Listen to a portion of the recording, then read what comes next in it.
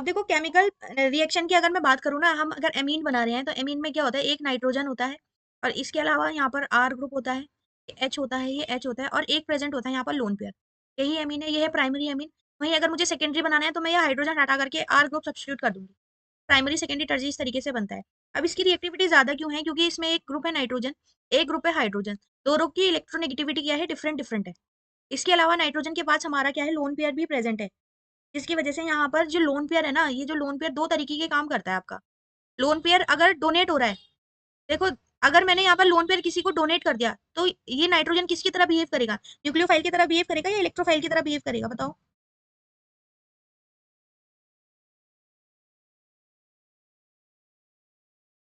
यहाँ पर नाइट्रोजन के पास है लोन पेयर प्रेजेंट, अगर ये किसी एटम को लोन पेयर अपने डोनेट करता है, कि अगर लोन पेयर है तो डोनेट करने की कैपेसिटी रखता है ये अपने पास, अगर किसी को इसने लोन पेयर डोनेट किए तो ये एज अ न्यूक्लियोफाइल बिहेव करेगा या इलेक्ट्रोफाइल बिहेव करेगा।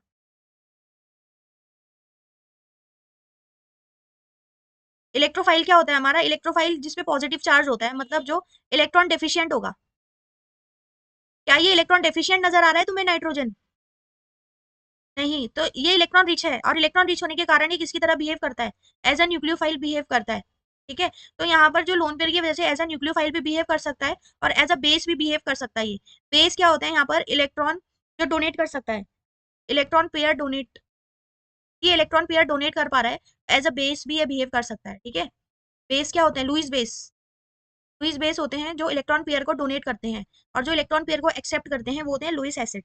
तो यहाँ पर ये एज अ बेस भी बिहेव कर सकता है और एज अ न्यूक्लियोफाइल भी ये बिहेव करता है। ठीक, और ये reactive Emmys group chemical reactions कई सारी दिखाते हैं, रिएक्टिव केमिकल ग्रुप भी है ये। केमिकल रिएक्टिविटी इनकी ज्यादा होती है। क्यों होती है इनकी केमिकल रिएक्टिविटी ज्यादा, क्योंकि सबसे पहले इसमें नाइट्रोजन और हाइड्रोजन की जो इलेक्ट्रोनेगेटिविटी डिफरेंस है, इसकी वजह से केमिकल रिएक्टिविटी ज्यादा है। दूसरा, जो नाइट्रोजन के पास लोन पेयर है वो एज अ न्यूक्लियोफाइल भी बिहेव करता है, इसकी वजह से भी केमिकल रिएक्टिविटी यहाँ पर ज्यादा है एमीन वाले ग्रुप की। तो इसमें लिख लो तुम लोग, in amines, in amines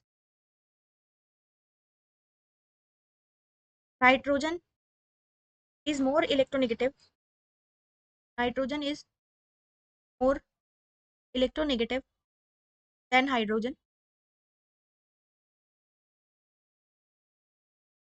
In amines, nitrogen is more electronegative than hydrogen due to electronegativity difference, due to electronegativity difference,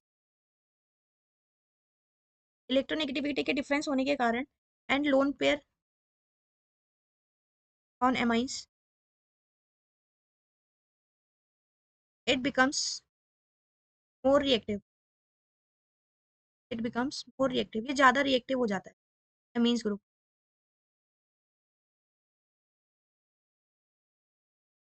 को बना लो ये ऊपर जो मैंने लिखा, R first reaction, reaction with water. हाँ ठीक है, ठीक। पहली रिएक्शन है रिएक्शन विद वाटर, या फिर इसी को हम बोलते हैं basic character of amine, basic character of amines. अभी तक जितने ग्रुप हमने पढ़े, जैसे कार्बोक्सिलिक एसिड हमने पढ़ा, वो एसिडिक होता है नेचर में या बेसिक होता है नेचर में, एसिडिक होता है। और एल्कोहल कैसा नेचर का होता है, एसिडिक या बेसिक? वीक, वीक एसिड नहीं पढ़ा था हमने, एल्कोहल वीक एसिड्स होते हैं, वो भी एच पॉजिटिव डोनेट कर सकते हैं। ठीक है, बट जो एमीन्स होता है वो नेचर में बेसिक नेचर का होता है। अब कैसे बेसिक नेचर का होता है, अभी पीछे मैंने क्या बताया, यहाँ पर बेस ऐसे कंपाउंड्स होते हैं जो इलेक्ट्रॉन पेयर को डोनेट करते हैं, इसी इलेक्ट्रॉन पेयर के डोनेशन की वजह से जो एमीन्स होते हैं वो बेसिक नेचर के होते हैं। अब देखो कैसे, यहाँ पर लिख लेना बेसिक नेचर का कैसे है ये। तो लोन पेयर, लोन पेयर की वजह से बेसिक नेचर का, lone pair it shows basic,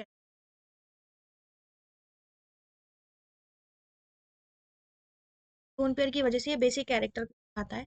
अब कैसे, जैसे हमने लिया कोई भी एक एमाइन, मैंने ले लिया हमारा ये आर NH2, नाइट्रोजन के पास है यहाँ पर लोन पेयर प्रेजेंट। अब इसकी रिएक्शन हमें ना किसी भी मिनरल एसिड के साथ करानी है।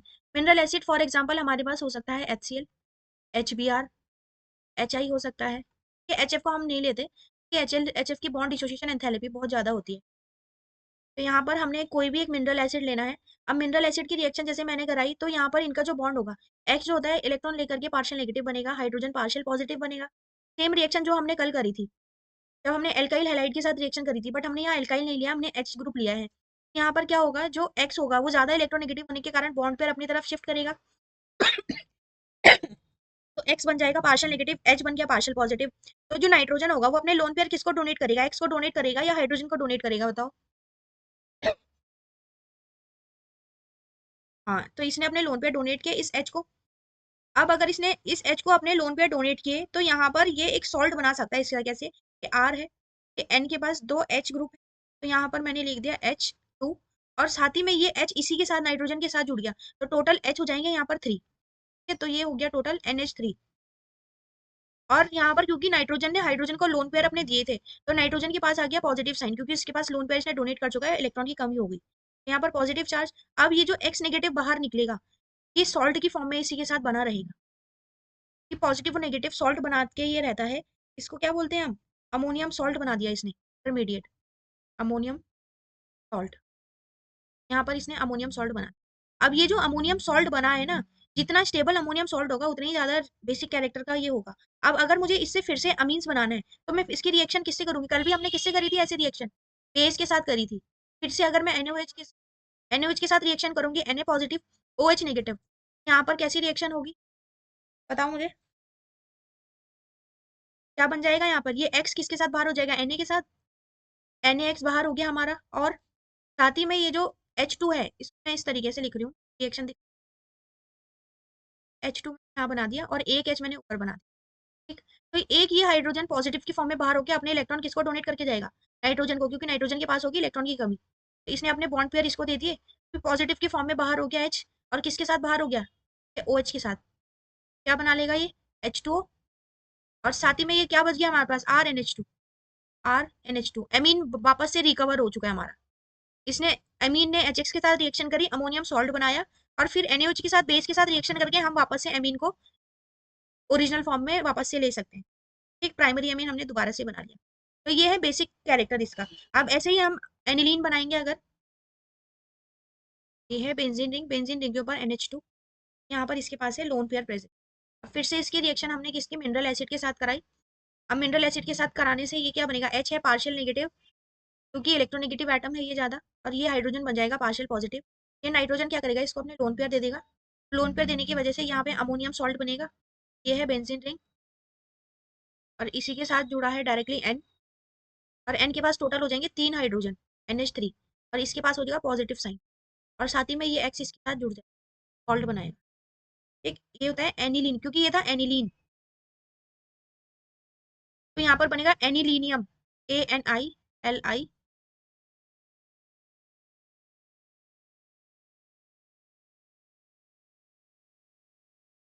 एनिलीन है ना ये, ANILI एनिलीनियम। और क्लोराइड तो नहीं है, ये हेलाइड है, तो एनिलीनियम हेलाइड। अगर Cl के साथ रिएक्शन करेंगे तो क्लोराइड, Cr के साथ करेंगे तो ब्रोमाइड, तो एनिलीनियम हेलाइड हो गया, और साथ ही में अमोनियम सॉल्ट। अब फिर से अगर मुझे एनिलीन रिकवर करना है, मैं एक बेस के साथ रिएक्शन कर दूंगी इसकी, मुझे एमीन वापस से मिल जाएगा। तो यहाँ पर हमने बना लिया anilinium.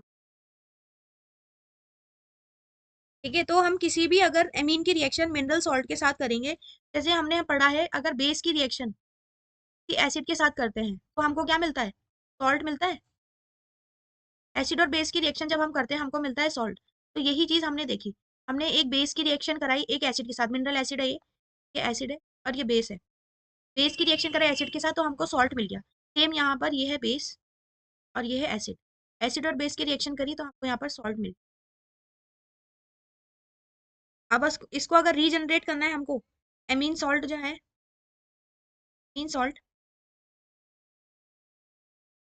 On treatment with base, अगर इसकी बेस के साथ ट्रीटमेंट कराएंगे, अब बेस हो सकता है NaOH, KOH भी हो सकता है, regenerate parent amine, parent amine दोबारा से रीजनरेट कर सकते हैं। अब जैसे हमने कार्बोक्सिलिक एसिड के केस में पी के ए की वैल्यू देखी थी ना, और के की वैल्यू देखी थी, इक्विलिब्रियम वाली रिएक्शन बनाई थी हमने। और के ए की वैल्यू देखी थी वहां पर, और पी के ए वहीं ऐसी है, क्योंकि ये बेस है तो यहाँ पर हम के बी की वैल्यू देखेंगे। और कैसे निकालेंगे के बी की वैल्यू? इक्विलिब्रियम डिसोसिएशन कांस्टेंट होता है, तो वहां पर मुझे सबसे पहले इक्विलिब्रियम की रिएक्शन बनानी है। तो यहाँ पर कैसे, ये है आर एन एच टू, ठीक, क्योंकि ये बेस है, इसकी रिएक्शन कराई मैंने वाटर के साथ, डिसोशिएट करना है इसको आयंस में। वाटर के साथ अगर रिएक्शन हुई तो ये डिसोशिएट होकर इक्विलिब्रियम में, ये वाटर कैसे ब्रेक होता है? एच पॉजिटिव और ओ एच नेगेटिव में। अब क्योंकि नाइट्रोजन लोन पेयर डोनेट कर सकता है, इसने हाइड्रोजन को लोन पेयर कर दिया अपने डोनेट, तो ये बन गया हमारा आर, साथ ही में NH3। और इस एन के पास कौन सा साइन आएगा, पॉजिटिव या नेगेटिव?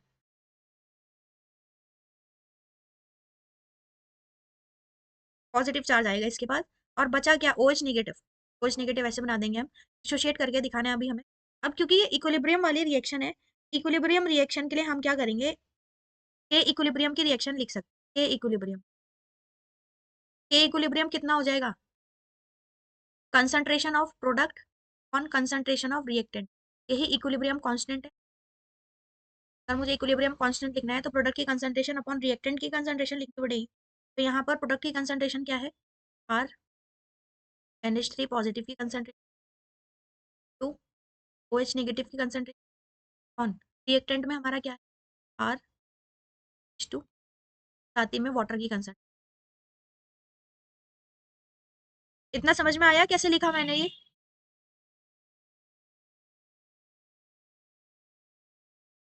अब यहाँ पर क्या होता है, ये जो वाटर है, वाटर क्योंकि एक्सिस अमाउंट में हम लेते हैं, यहाँ पर लिख सकते हैं हम, since water concentration of water is constant, water की कंसंट्रेशन कांस्टेंट हो जाएगी क्योंकि हम इसे एक्सिस अमाउंट में ले रहे हैं। तो अगर मुझे इक्विलिब्रियम की रिएक्शन यहाँ पर लिखनी है तो यहाँ पर मुझे वाटर की जरूरत नहीं पड़ेगी, ठीक है। तो यहाँ पर मैं वाटर को इधर ले आऊंगी इसके साथ, तो हम एक रिएक्शन बना लेंगे, के equilibrium into concentration of water is equal to R NH3 positive, साथ ही में OH नेगेटिव की concentration on R NH2 concentration, ठीक। और वहीं पे ये जो के इक्विलिब्रियम इनटू H2O है, इसी को हम क्या बोलते हैं, केबी, क्योंकि हम केस किसका पढ़ रहे हैं, बेसिक वाला केस। वहीं पर अगर एसिड की केस में हमने पढ़ा था, इसी को हमने क्या, के ए बोला था, डिसोसिएशन कांस्टेंट, एसिड वाले केस में। अब केबी क्या हो गया, यहाँ पर केबी को ही हम बोलते हैं डिसोसिएशन कांस्टेंट, डिसोसिएशन कांस्टेंट हो गया यहाँ पर। केबी की वैल्यू क्या आ गई हमारी, R NH3 positive OH negative upon R, ये हो गई हमारी केबी की। अब यहाँ पर क्या दिख रहा है, केबी OH के साथ डायरेक्टली प्रोपोर्शनल है या इनवर्सली प्रोपोर्शनल है, ये बताओ। जो डिसोसिएशन कांस्टेंट है वो OH नेगेटिव के डायरेक्टली प्रोपोर्शनल दिख रहा है ना। केबी, केबी डायरेक्टली प्रोपोर्शनल है OH की कंसंट्रेशन के, मतलब जितनी ज्यादा OH की कंसंट्रेशन, और OH मतलब बेस, कोई सब्सटेंस जितना बेसिक होगा उतना ही ज्यादा OH नेगेटिव आयन देगा वो।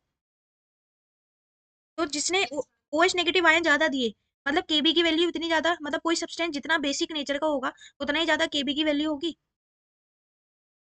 ठीक, तो पहली चीज हमें ये समझ में आई कि कोई सब्सटेंस जितना बेसिक होगा उतनी ज्यादा केबी की वैल्यू होगी।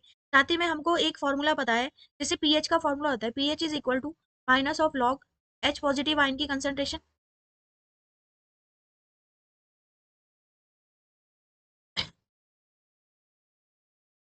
पीएच का फॉर्मूला होता है minus of log H positive ion की कंसंट्रेशन। और ऐसे ही हम किसका फॉर्मूला बनाते हैं, पीकेए और पीकेबी का फॉर्मूला। ऐसे ही पीकेबी का फॉर्मूला क्या हो जाएगा, pKb is equal to minus of log Kb, ठीक है। PKb is equal to minus of log Kb. Kb जो है पीकेबी के क्या हो गया, डायरेक्टली प्रोपोर्शनल है, इनवर्सली प्रोपोर्शनल है, यहाँ पर माइनस का साइन है क्योंकि अगर केबी की वैल्यू ज्यादा है तो पीकेबी की वैल्यू क्या होगी, कम होगी, क्योंकि यहाँ नेगेटिव साइन। तो हम क्या बोलेंगे, पीकेबी की जो वैल्यू है, या फिर तरीके से लिख, हमने देखा केबी की वैल्यू और पीकेबी की वैल्यू वो इनवर्स रिलेशन हो, और साथ ही में केबी की वैल्यू किसके डायरेक्टली प्रोपोर्शनल है, OH नेगेटिव आयंस के डायरेक्टली। क्या समझ में आया यहाँ से तुम्हें?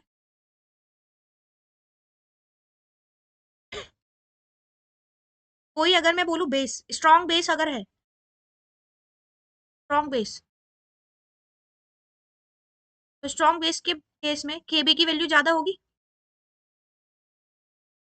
कि OH OH नेगेटिव के आयन उतने ज्यादा प्रोड्यूस करेगा वो, केबी की वैल्यू उतनी। पीकेबी की जो वैल्यू है ना, जैसे पीएच की वैल्यू लिखते हैं ना, पोटेंशियल ऑफ हाइड्रोजन, वही पोटेंशियल ऑफ बेस। पर ये जो फॉर्मूला होता है ना, माइनस ऑफ केबी, केबी क्या है, डिसोसिएशन कांस्टेंट से हमने निकाला, क्योंकि हम केबी की वैल्यू, अब केबी की वैल्यू हम क्यों नहीं लिखते, एक तो ये केबी की वैल्यू इक्विलिब्रियम कांस्टेंट के लिए निकल रही है, और साथ ही में वैसे अगर इसकी वैल्यू लिखते हैं ना, बहुत ज्यादा कम आती है, केबी की वैल्यू बहुत ज्यादा कम आती है, जिसकी वजह से हमें पीकेबी की वैल्यू लिखनी होती है, पीकेबी ब्लॉक के साथ वैल्यू हमको देता है, तो यहाँ पर पीकेबी की वैल्यू हमें पेपर में पीकेबी की वैल्यू मिलेगी, तुम्हें केबी की वैल्यू कभी भी नहीं मिलती, क्योंकि केबी की वैल्यू ओएच के डायरेक्टली प्रोपोर्शनल होगी, तो उससे तो हम अंदाजा लगा सकते हैं, बट पीकेबी की वैल्यू हमें गिवन होती है, और तुम्हारी एनसीईआरटी की बुक में भी पीकेबी की वैल्यू ही गिवन है। एनसीईआरटी बुक देखा था एक चीज, कि पीकेबी की वैल्यू अगर हमें दी है, पीकेबी की वैल्यू जितनी कम होगी उतनी ज्यादा केबी की वैल्यू होगी, और उतना ही अच्छा बेस होगा, यही चीज हमने बात करी अभी पीछे। तो यहाँ पर सबसे कम पीकेबी की वैल्यू किसकी नजर आ रही है तुम्हें,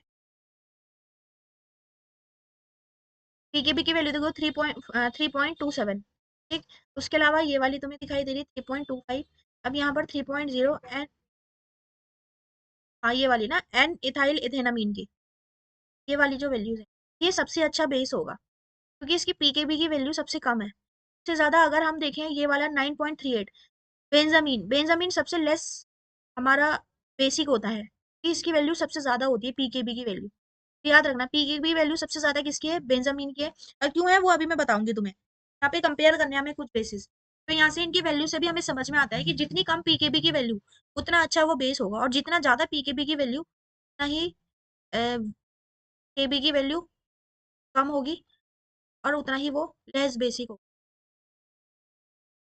केबी और पीकेबी की वैल्यू ध्यान रखना, जो पीकेबी है वो केबी के इनवर्सली प्रोपोर्शनल, अगर केबी की वैल्यू ज्यादा तो पीकेबी की वैल्यू कम, केबी की वैल्यू कम तो पीकेबी की वैल्यू ज्यादा, ठीक है। आगे बढ़ते हैं, इतना क्लियर हो गया तुम्हें, कंपैरिजन करना है हमें, कंपेयर करके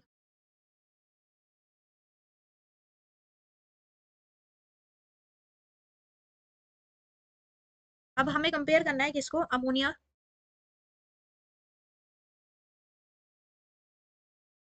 वर्सेस,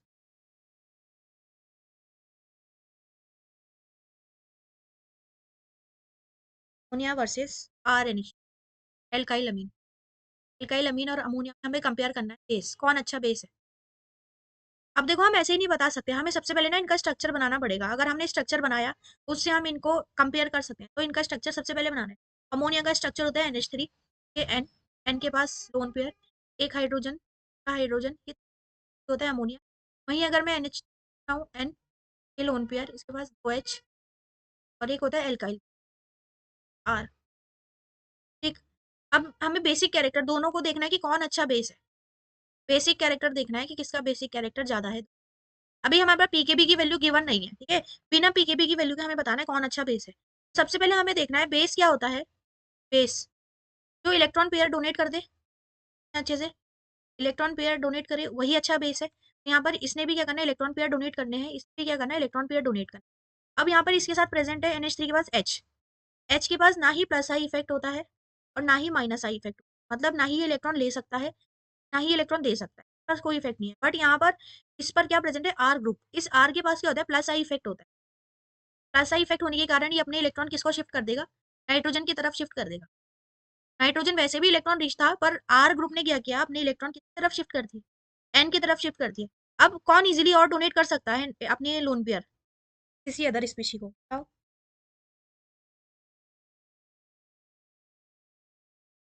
किसके इलेक्ट्रॉन इजीली अवेलेबल होंगे डोनेशन के लिए, NH3 वाले केस में इजीली अवेलेबल होंगे या RNH2 वाले केस में इजीली अवेलेबल,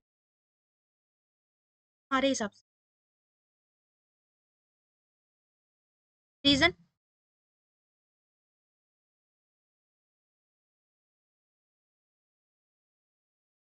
अब देखो ना, नाइट्रोजन को अपने लोन पेयर डोनेट करने थे, इसको भी, इसमें भी नाइट्रोजन को लोन पेयर डोनेट करने थे, यहाँ पर इलेक्ट्रॉन डेंसिटी ज्यादा हो गई, क्योंकि आर ने भी क्या कर दिया, अपने इलेक्ट्रॉन पेयर शिफ्ट कर दिए नाइट्रोजन के पास, अब इसके पास इलेक्ट्रॉन और ज्यादा है, तो ये इजीली डोनेट कर सकता है, बट यहाँ पर क्या है, यहाँ पर कोई इफेक्ट नहीं है हाइड्रोजन के पास, तो इसके इलेक्ट्रॉन जैसे डोनेट हो रहे थे उसी स्पीड से डोनेट होंगे, बट यहाँ पर डोनेशन की स्पीड अब बढ़ जाएगी, क्योंकि इलेक्ट्रॉन डेंसिटी उसे ऑलरेडी पीछे से आर से मिल रही है, और यहाँ से तो हम बोल सकते हैं कि अमोनिया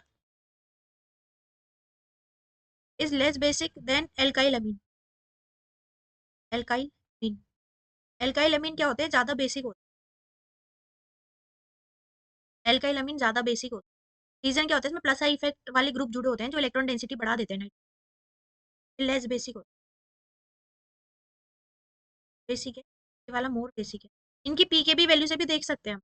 जो अमीन होता है ना, इसकी पीकेबी की जो वैल्यू होती है 4.75, और वहीं पर आर एन एच टू की वैल्यू जो होती है वो होती है 3.75 से लगभग 4.2 पीकेबी की वैल्यू है। पीकेबी से भी समझ में आ जाता है, जितनी कम पीकेबी की वैल्यू उतना अच्छा वो बेस, जितनी ज्यादा पीकेबी की वैल्यू उतना लेस बेसिक होता है। वैल्यू से भी समझ में आता है, और जो थ्योरी हमने अप्लाई करी वो भी aliphatic amines, aliphatic amines are stronger base, aliphatic than अमोन।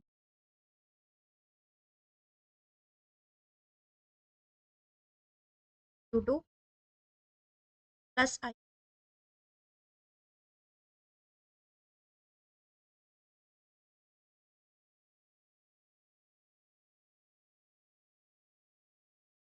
Alkyl group के पास plus I leading to high electron density,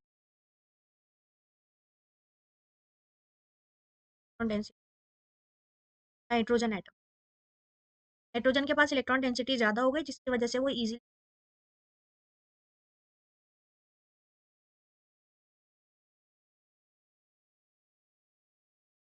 amines का बेसिक कैरेक्टर बताना है तो उसके लिए तीन थ्योरीज गिवन होती है। तीन थ्योरी में हम कौन कौन सी थ्योरी पढ़ने वाले हैं, तीन तरीके के एमाइन देखेंगे, प्राइमरी, सेकेंडरी और टर्जरी। तीनों थ्योरी में देखना है हमने कैसे कैसे कौन कौन सा नेचर लगेगा यहाँ पर। एक नेचर एक्वा सॉल्यूशन में लगता है, कुछ गैसियस फेज में लगता है, तो उस तरीके से देखना है। सबसे पहले तीन थ्योरीज हम पढ़ेंगे यहाँ पर। एक थ्योरी है प्लस आई वाली, दूसरी थ्योरी हमने पढ़नी है यहाँ पर स्टेरिक हिंड्रेंस,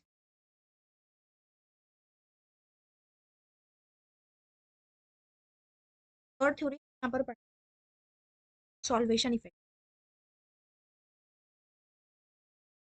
तीन थ्योरीज हमने देखी, plus I effect, steric hindrance और सॉल्वेशन इफेक्ट। इसको एज इट देखते हैं प्लस आई इफेक्ट वाली थ्योरी। अभी जैसे पीछे हमने एग्जांपल में लिखा था वही थ्योरी हमें अप्लाई करनी है। जैसे ये है हमारा primary R N H two पास लोन पे सेकेंडरी अमाइन बनाएंगे तो आर ओ आर ग्रुप एक H, tertiary amine R group. Basic character अगर हमें कंपेयर करना है तो यहाँ पर नाइट्रोजन लोन पे डोनेट करेगा, इधर भी नाइट्रोजन ने लोन पे डोनेट करना है, इधर भी नाइट्रोजन ने लोन पे डोनेट करना है, ठीक है। इसके बाद जो आर ग्रुप है, एक एल्काइल ग्रुप है, एक के पास प्लस आई इफेक्ट, तो मतलब ये एल्काइल ग्रुप अपने लोन पे अपने बॉन्ड पे शिफ्ट करेगा नाइट्रोजन, इलेक्ट्रॉन डेंसिटी बढ़ जाएगी यहाँ। सेम यहाँ पर दो एल्काइल ग्रुप है तो ये भी इलेक्ट्रॉन डेंसिटी डोनेट करेगा, साथ में ये वाला भी इलेक्ट्रॉन, दो प्लस आई वाले ग्रुप है यहाँ।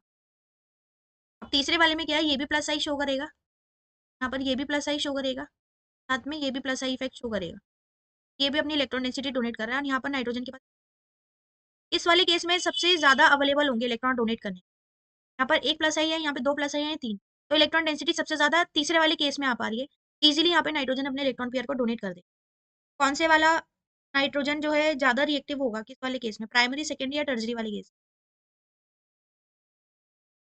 टर्जरी वाले केस में सबसे ज्यादा रिएक्टिविटी होगी यहाँ, ठीक है। ज्यादा टर्जरी, सेकेंड मान लेते हैं, टर्जरी मीन सबसे ज्यादा रिएक्टिव।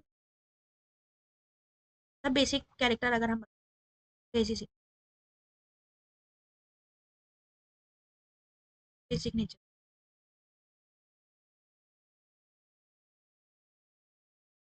इसमें लिख सकते हो तुम, due to presence of lone pair of electron, to presence of lone pair, presence of lone pair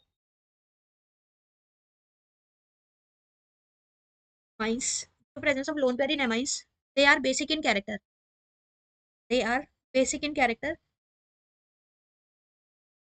The methyl group, the methyl group shows plus I effect, the methyl group due to presence of lone pair due to presence of lone pair in they are basic in character, presence of lone pair in amines they are basic in character, full stop के बाद लिखना। The methyl group, the methyl group shows plus I effect, methyl group shows plus I effect, bracket में लिख सकते हो electron releasing group, electron releasing, ये electron को release करता है, ब्रैकेट में लिख सकते हो electron releasing group, bracket close, and it will increase and it will increase electron density on nitrogen. R जो है प्लस आई इफेक्ट शो करता है तो नाइट्रोजन पे इलेक्ट्रॉन डेंसिटी को बढ़ा देगा। It will increase electron density on nitrogen, therefore therefore it's basic character should increase, therefore basic character should increase.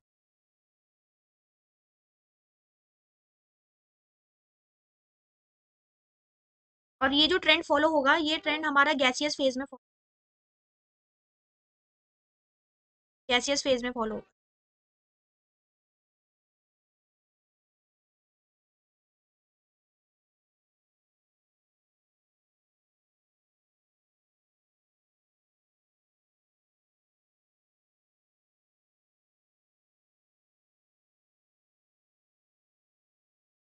हो गया।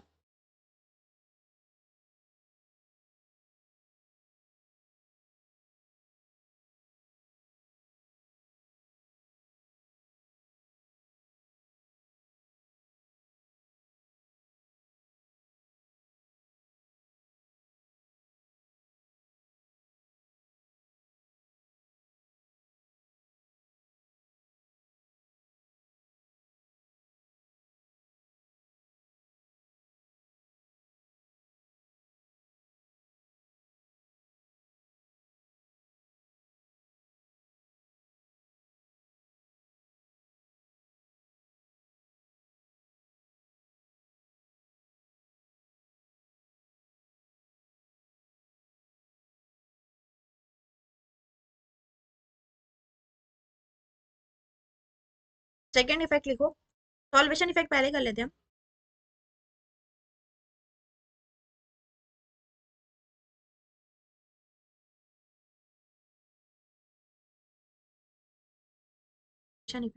सॉल्यूशन में पानी में घुलने की बात हो रही है। जैसे हमारे पास अमीन है RNH2, वाटर में अगर ये डिजोल्व होगा तो वाटर से इसको H पॉजिटिव आयन मिलेगा। अब ये अपने लोन पे डोनेट करेगा H पॉजिटिव आयन, ये बना लेगा RNH3 पॉजिटिव। अब वो डिपेंड करेगा कितना ये पॉजिटिव चार्ज, ये कैटायन बन गया हमारा। कैटायन जितना स्टेबल होगा ना, उतना ही रिएक्टिव एमीन होगा। ठीक, तो जैसे मैं ये बना प्राइमरी का, ऐसे ही सेकेंडरी का बनेगा, ऐसे ही हम टर्जरी का बनाएंगे। तो यहाँ पर ये तो प्राइमरी है तो इसका स्ट्रक्चर ये बना रही हूँ मैं। आर NH3 है, H, एक H, ये तीसरा H, नाइट्रोजन के पास है पॉजिटिव चार्ज, ये प्राइमरी वाला है। ऐसे अगर हम सेकेंडरी बनाए तो एक हाइड्रोजन हटा करके एल्काइल लग जाएगा। N के पास एक एल्काइल, दो एल्काइल,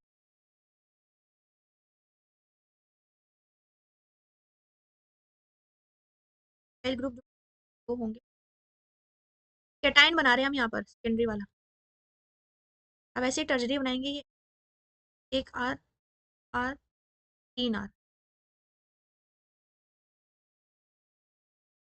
अब यहाँ पर देखो होगा क्या, सॉल्वेशन इफेक्ट की बात हम कर रहे हैं। सॉल्वेशन इफेक्ट मतलब सबसे पहले ये वाटर के मॉलिक्यूल के साथ रिएक्शन दिखाएगा।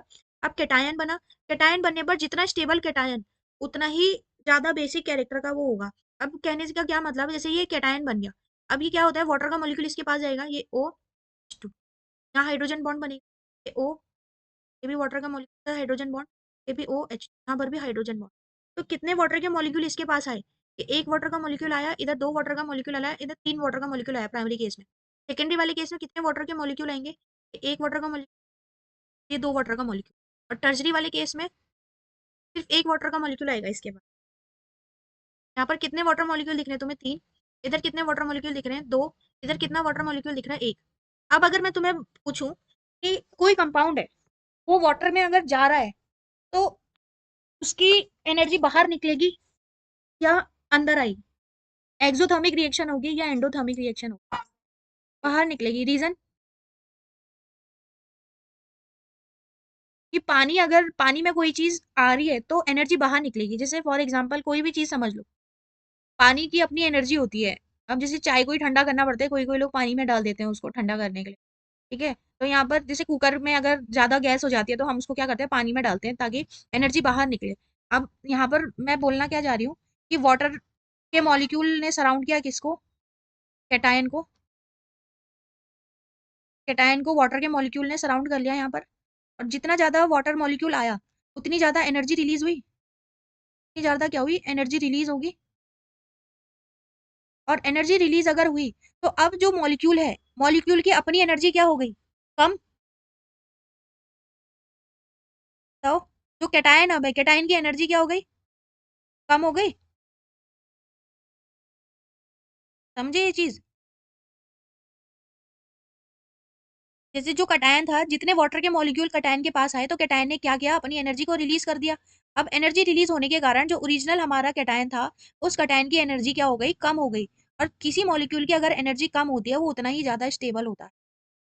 ये चीज पहले भी मैंने बताई है। अगर स्टेबिलिटी हमको देखनी है, कम एनर्जी स्टेबल होती है, ज्यादा एनर्जी अगर होती है वो अनस्टेबल फॉर्म में होता है। जैसे इलेक्ट्रॉन है एनर्जी लेवल पर, ये अपने ओरिजिनल एनर्जी लेवल पर क्या होता है, स्टेबल होता है। बट अगर ये हायर एनर्जी लेवल पर गया तो ये अनस्टेबल फॉर्म में होता है।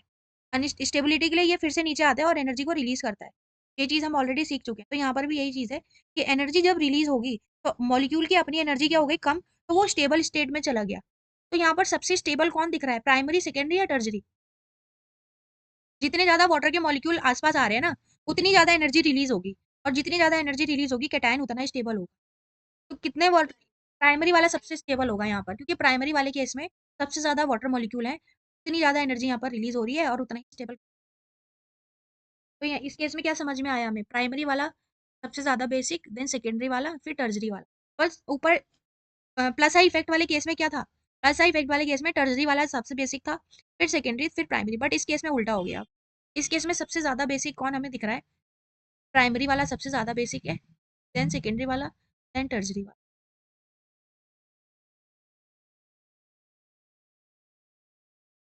और जो चीज मैंने समझाई है वो चीज मैं थ्योरी में भी, एनर्जी।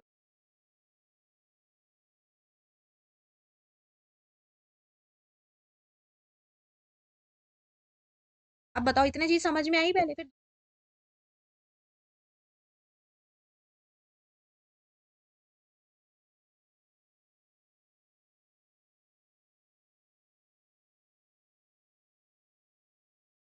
आया। पहले इतना नोट कर लो, फिर इसकी थ्योरी लिखाती हूँ मैं तो एज इट इज नोट। और ये एक्वस फेज में अप्लाई होगी, क्योंकि हमने क्या देखना है, हाइड्रेशन एंथैल्पी देखनी है ना इसकी। तो एक्वस फेज में ये अप्लाई होने वाला, अप्लाइड इन एक्वस।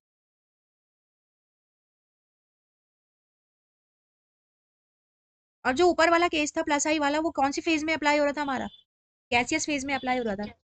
ये होगा एक्वस फेज में अप्लाई।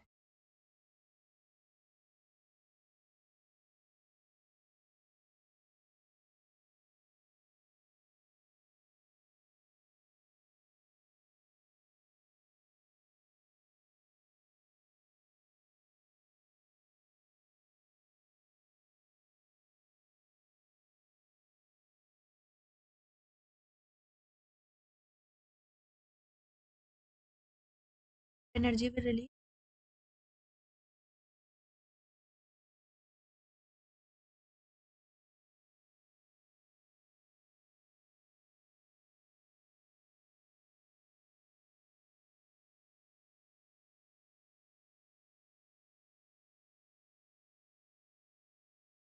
कम हो जाए।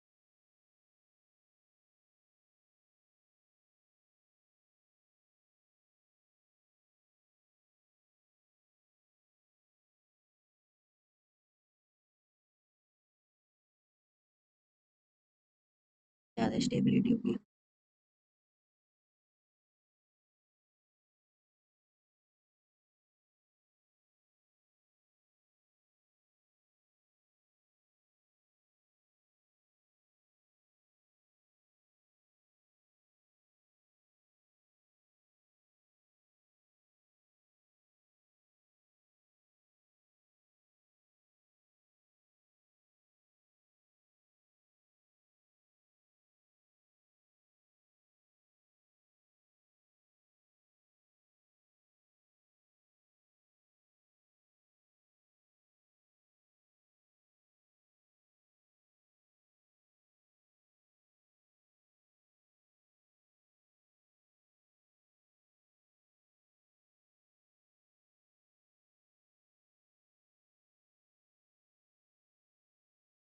अगर कोई पूछे ना ये हो क्या रहा है, ये है कैटाइन, ये अमोनियम कैटाइन है और वाटर का मॉलिक्यूल जुड़ रहा है, मतलब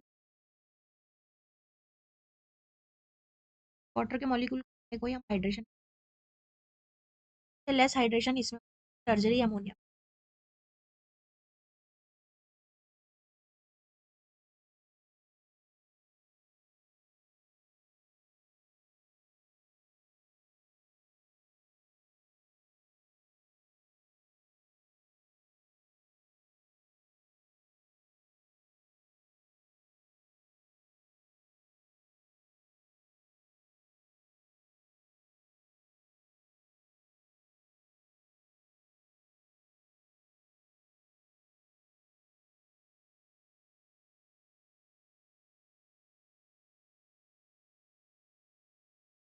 नोट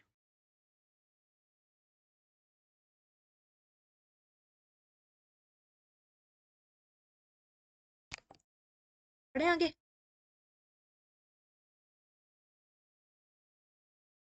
तीसरा तो यहाँ पर हमने देखा एक इफेक्ट से क्या निकल रहा है कि प्राइमरी ज्यादा बेसिक है, फिर सेकेंडरी, फिर टर्जरी, और दूसरे इफेक्ट से हमने देखा टर्जरी सबसे ज्यादा बेसिक है, देन सेकेंडरी, देन प्राइमरी। एक में प्लस आई इफेक्ट देखा और एक में सॉल्वेशन इफेक्ट। अब तीसरा इफेक्ट हम देखेंगे, स्टेरिक हिंड्रेंस।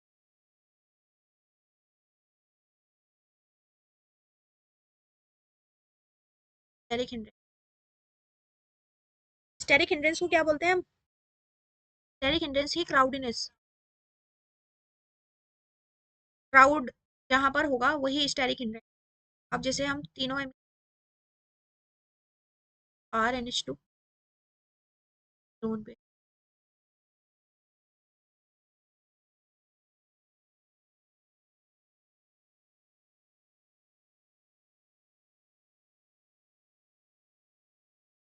तो ये जो R ग्रुप है H के अकॉर्डिंग हैवी, यहाँ पर भी H के अकॉर्डिंग ये R ग्रुप क्या है, हैवी है। इधर R ग्रुप, तीन R ग्रुप क्राउडिंग कर रहे हैं। तो सबसे ज्यादा क्राउडिंग कहाँ पर नजर आ रही है तुम्हें? सर्जरी वाले में। तो जितनी ज्यादा क्राउडिंग होगी उतना लेस बेसिक वो होगा, उतना इलेक्ट्रॉन लेस अवेलेबल होगा डोनेट करने के लिए। मतलब हम बोल सकते हैं कि लेस स्टेरिक क्राउडिंग, या फिर अगर मुझे वैसे सिंपल बनाना है, स्टेरिक क्राउडिंग के inversely proportional basis. Steric crowding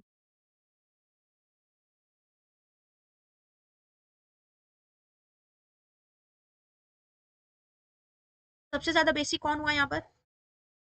primary, फिर सेकेंडरी।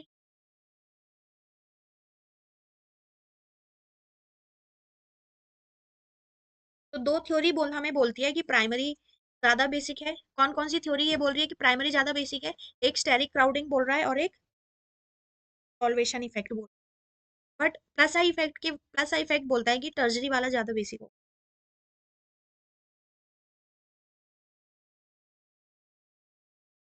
स्टेरिक क्राउडिंग वाला इफेक्ट ना हम वहां लगाएंगे जहां पर जो एल्काइल ग्रुप है वो ज्यादा बड़े एल्काइल ग्रुप लगेंगे। अगर छोटे एल्काइल ग्रुप है वहां पे स्टेरिक हिंड्रेंस नहीं लगेगा।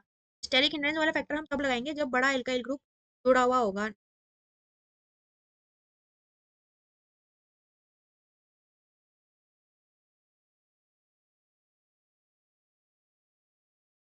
हो गया।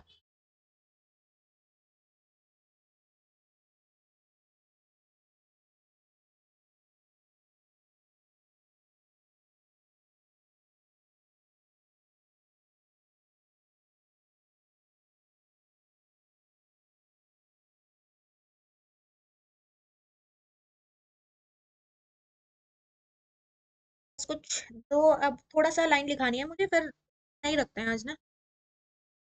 और यहाँ से ये जो दो लाइन मैं लिखाने वाली हूँ ये क्वेश्चन में एज इट इज तुम्हें एग्जाम में मिलेगा। ये कभी कोई कॉम्पिटेटिव एग्जाम भी तुम लोग दोगे तो वहां पर भी ये चीजें पूछी जाती हैं। कि कॉम्पिटेटिव एग्जाम जो मैंने दिया था वहां पर भी लाइन एनसीईआरटी की आ रही थी, एनसीईआरटी की। ये दोनों ही कंपैरिजन एनसीईआरटी में है, ये याद रखने हैं। बढ़े आगे, थक गए? गए होंगे। अब आर ग्रुप देखना है। आर ग्रुप अगर CH3 प्रेजेंट है तो अलग तरीके की रिएक्टिविटी होगी। आर ग्रुप अगर C2H5 है, वो अलग तरीके की बेसिसिटी हमें दी, एक्टिविटी नहीं बेसिसिटी। तो हमने एक चीज़ सीखी कि प्लस आई इफेक्ट क्या बोलता है, टर्जरी वाला सबसे ज़्यादा बेसिक होगा, देन सेकेंडरी वाला बेसिक, प्राइमरी वाला। सॉल्वेशन ने हमें क्या बोला कि प्राइमरी वाला सबसे बेसिक होगा, देन सेकेंडरी होगा, देन टर्जरी होगा। फिर तीसरा इफेक्ट हमने क्या देखा, स्टेरिक हिंड्रेंस। स्टेरिक हिंड्रेंस ने हमें बोला प्राइमरी बेसिक होगा, ये चीज़ें हमने देखी। तो फर्क कहाँ आ रहा है, प्राइमरी और टर्जरी वाले में ही दिखाई दे रहा है, सेकेंडरी वाले पे तो कोई इफेक्ट ही नहीं पड़ रहा है, सेकेंडरी वाला जहाँ था ये वाला वहीं का वहीं। चेंजेस कहाँ आ रहे हैं, प्राइमरी और टर्जरी। तो अब हमने सबसे पहले CH3 वाला केस में बनाया, एल्काइल ग्रुप क्या है इसमें, एल्काइल ग्रुप इज,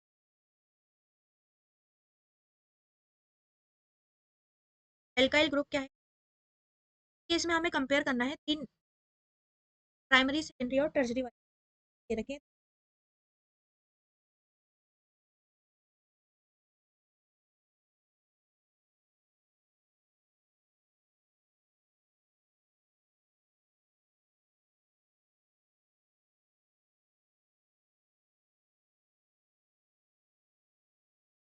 हमारा सेकेंडरी अमीन, ये है तुम्हारा टर्जरी अमीन, ये है तुम्हारा प्राइमरी। तीनों में हमें कंपेयर करना है कि कौन सबसे ज्यादा बेसिक है। तो ध्यान रखना कि जब एल्काइल ग्रुप छोटा होता है तो सेकेंडरी वाले पे तो कोई इफेक्ट ही नहीं पड़ेगा, तो अनएक्सपेक्टेड होता है ये हमारा। सेकेंडरी वाले को हम सबसे ज्यादा बेसिक, क्योंकि कंपटीशन किस किस के बीच में है, प्राइमरी और टर्जरी के बीच में कंपटीशन है। तो यहाँ पर अगर एल्काइल ग्रुप, अरे मैंने यहाँ C2H5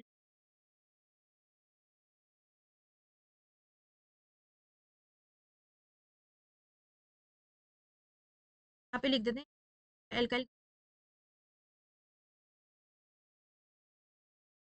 सब एल्काइल ग्रुप। देखो सेकेंडरी वाले पे तो कोई इफेक्ट ही नहीं पड़ा, तो सेकेंडरी वाले की बेसिसिटी क्या हो जाती है, सबसे ज्यादा हो जाती है। अब हमने देखना है टर्जरी और प्राइमरी वाले में।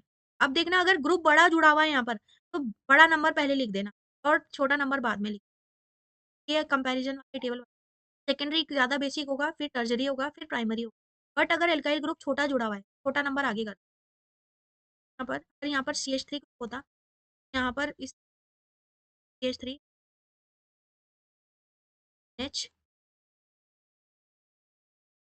CH3,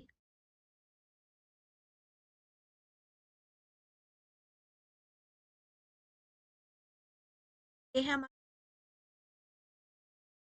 ये है हमारा ग्रुप कैसा जुड़ा है, छोटा। तो if alkyl group is small, alkyl group अगर एल्काइल ग्रुप छोटा है तो हमने क्या करना है, सेकेंडरी वाले का तो कोई कॉम्पिटिशन ही नहीं है, तो अनएक्सपेक्टेड क्या है, सेकेंडरी वाले की बेसिसिटी हो जाती है। अब यहाँ पर ग्रुप छोटा जुड़ा हुआ है तो छोटा नंबर आगे कर दे, टर्जरी वाले याद करने। बुक में भी देखो ऐसे ही बना हुआ है, सेकेंडरी वाले दोनों केस में सेकेंडरी वाले की बेसिसिटी ज़्यादा हो जाती है। अगर नंबर ऑफ कार्बन ज़्यादा है तो बड़ा वाला नंबर आगे कर देना, नंबर ऑफ कार्बन छोटा है तो छोटा वाला नंबर आगे करना है। कॉम्पिटिशन प्राइमरी और टर्जरी के बीच है, तो 1 और 3 को देखना तो खाली, सेकंड को तो आगे ही करना, कॉम्पिटिशन नहीं है। तो बड़े वाले एल्काइल के केस में बड़ा नंबर आगे कर देना 3, और छोटे वाले CH3 के केस में प्राइमरी आगे कर देना। और ये क्वेश्चन कई बार पूछा जा रहा है और पूछा भी जाएगा आगे भी, और यही चीज़ पूछी जाएगी, इसके अलावा कुछ नहीं। C2H5 वाले ग्रुप के बीच में कंपेयर दिख जाएगा और CH3 वाले में, ये NCERT में यही दोनों दिए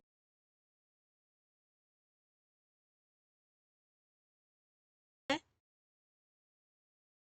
दो कंपाउंड में देख रही हूँ, बेसिक नेचर उसके कंपेयर करने हैं, तो कंपेयर बेसिक नेचर, तो कंपाउंड है बेसिक नेचर। पहला कंपाउंड एनिलीन, दूसरा कंपाउंड है तुम्हारा,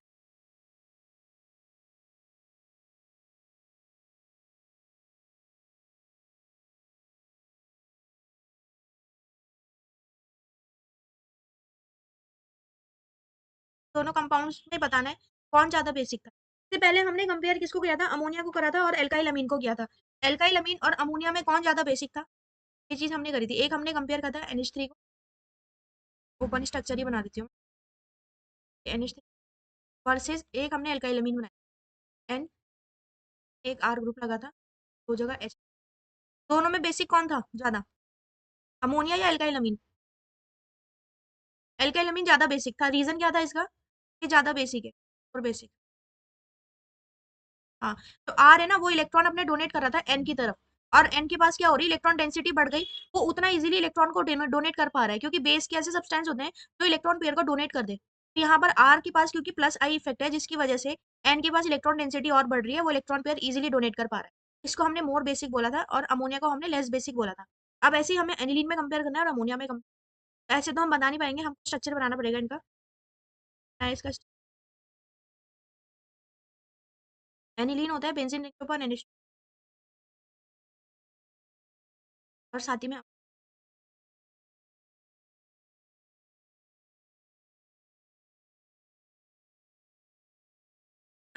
अब देखो यहाँ अमोनिया के पास है हाइड्रोजन, इनके पास कोई इफेक्ट नहीं होता, ना ही प्लस आई इफेक्ट ना ही माइनस आई। बेस कौन होता है, जो लोन पे डोनेट करते हैं, ये भी लोन पे डोनेट, ये भी लोन पे और डोनेट किसको करेगा, क्योंकि हमें बेसिक स्ट्रेंथ बतानी है। बेस की रिएक्शन किसी एसिड के साथ करा दो, एसिड में हमने क्या प्रोटॉन ही लेना है, कि एसिड वो सब्सटेंस होते हैं जो एच पॉजिटिव, ये एच पॉजिटिव को अपने लोन पेयर देगा, यहाँ भी एच पॉजिटिव को लोन पेयर देगा एग्जाम्पल के लिए। तो यहाँ पर इसको लोन पेयर देने, इसको लोन पेयर दे रहे, कौन इजिली डोनेट कर पाएगा लोन पेयर, अमोनिया या एनिलीन। अमोनिया क्यों,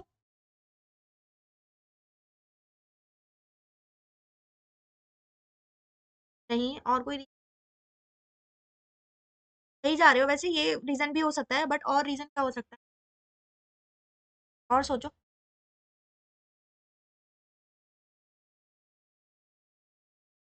बेस इलेक्ट्रॉन पेयर डोनेटर तो बेस ही होते हैं। अब देखो एनिलीन दिख रहा है ना यहाँ पर भी ये डोनेट कर सकता है, इधर भी लोन पे डोनेट कर सकता है, बट एनिलीन का क्या है, अगर ये एनिलीन बना रही हूँ मैं NH2, ठीक, इसको इलेक्ट्रॉन डोनेट करने हैं बाहर, बट यहाँ पर बेंजीन रिंग प्रेजेंट है नीचे, क्या ये बेंजीन रिंग में अपने इलेक्ट्रॉन नहीं दे सकता, बेंजीन रिंग में अगर ये इलेक्ट्रॉन देगा तो यहाँ पे क्या होने लग जाएगा, जैसे रेजोनेंस होने लग जाएगा ना। तो यहाँ पर अगर बॉन्ड इधर आया, तो ये बन गया इधर डबल बॉन्ड, NH2, और एन के पास आ गया पॉजिटिव साइन, क्योंकि इसने लोन पेयर डोनेट कर दिए। अब ये वाला इलेक्ट्रॉन पेयर इधर शिफ्ट हुआ, तो ये बना नेगेटिव, यहाँ पर बॉन्ड, अब ये बॉन्ड पेयर इधर आएगा, और ये जो बॉन्ड है ये इधर शिफ्ट, कैसे होगा, double bond H2 positive charge, ये बॉन्ड आ गया यहाँ पर, और ये जो बॉन्ड वाले इलेक्ट्रॉन थे वो हमारे यहाँ पर शिफ्ट। अब ये जो लोन पेयर मतलब है बॉन्ड एक के इलेक्ट्रॉन, वो इधर आएंगे और ये बॉन्ड वाले शिफ्ट हो जाएंगे।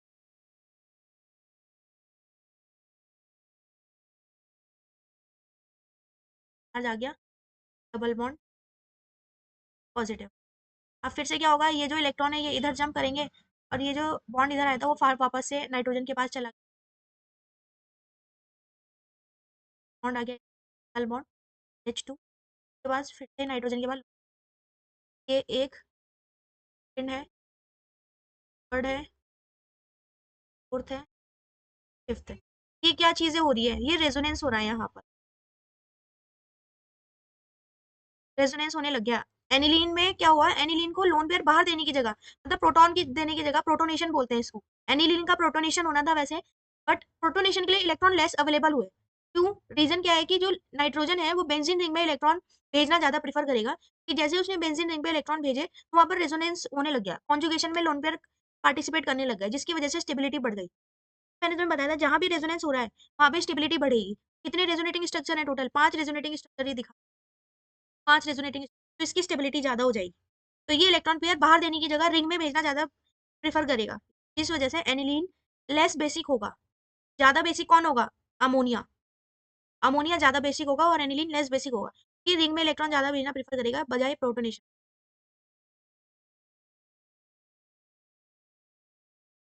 ज्यादा बेसिक हुआ हमारा अमोनिया,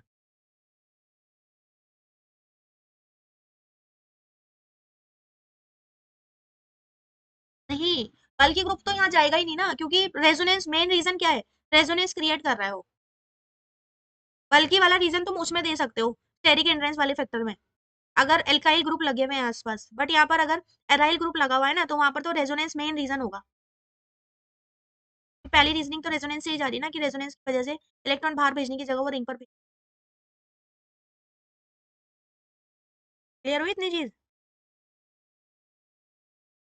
पहले इसको नोट कर लो, फिर मैं इसका रीजन लिखा देती हूँ।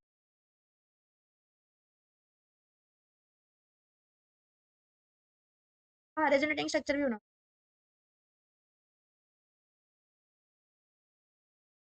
तो हमको देखो एक चीज पता लग गई, एक है हमारे पास एनिलीन।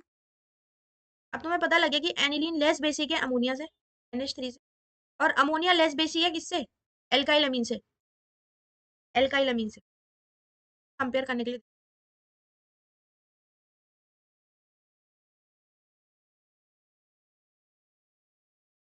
इसको नोट करो, फिर मैं दूसरा व्हाइट बोर्ड कर रही हूँ, ज्यादा स्लाइड्स हो गई ना।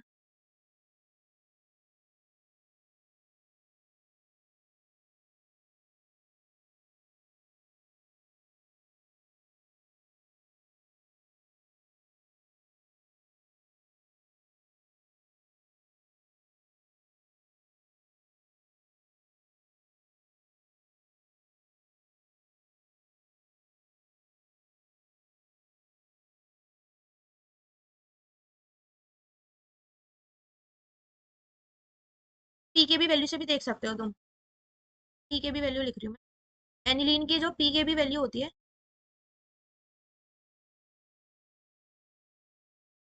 के बी, के बी वैल्यू 9.4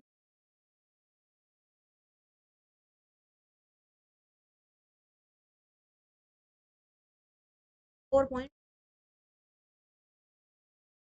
जो थ्योरी हमने अप्लाई करी वो पीकेबी वैल्यू से भी रिलेट कर पा रहे हैं। पीकेबी वैल्यू क्या बताई थी, जितनी कम पीकेबी वैल्यू, पीकेबी वैल्यू कम, उतना ज्यादा केबी की वैल्यू, उतना ही ज्यादा वो बेसिक हो, ये बताई थी मैंने। ये मोर बेसिक है,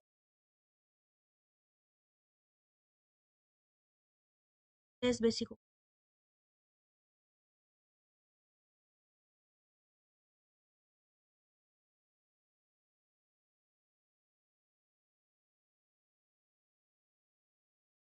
नोट हो गया।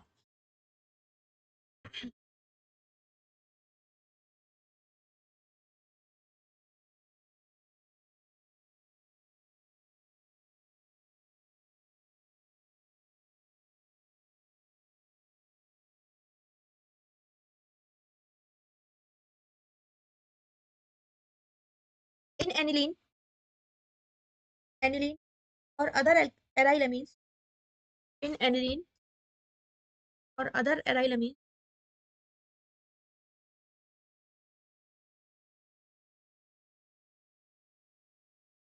एराइल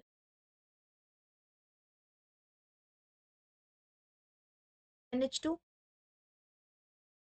ग्रुप अटैच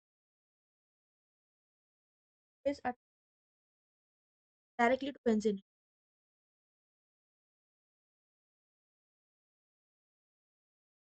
एनिलीन या फिर कोई भी एराइल अमीन जो NH2 होता है वो डायरेक्टली बेंजीन का हुआ होता है।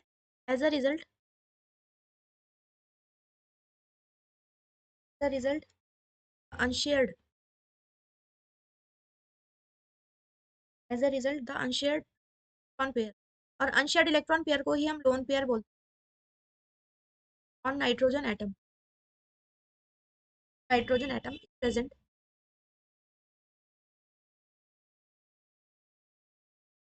conjugation with benzene ring,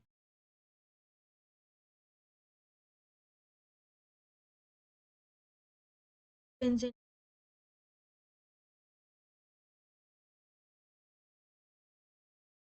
becomes,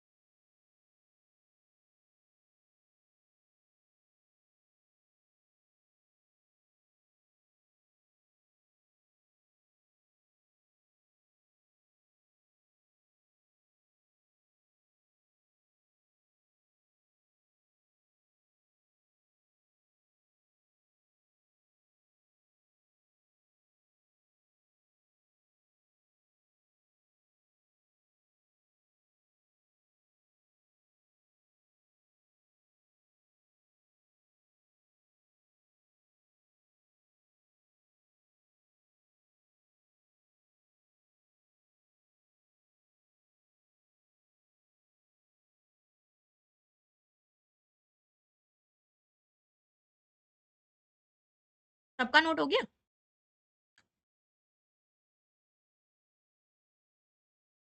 अब अगर यही चीजें हैं, NH2 ग्रुप जो है यहाँ पर लगा हुआ, बेंजीन रिंग के ऊपर अगर NH2 है तो हमें ये तो पता चल गया कि ये क्या करेगा, अपने इलेक्ट्रॉन रिंग पर भेजेगा।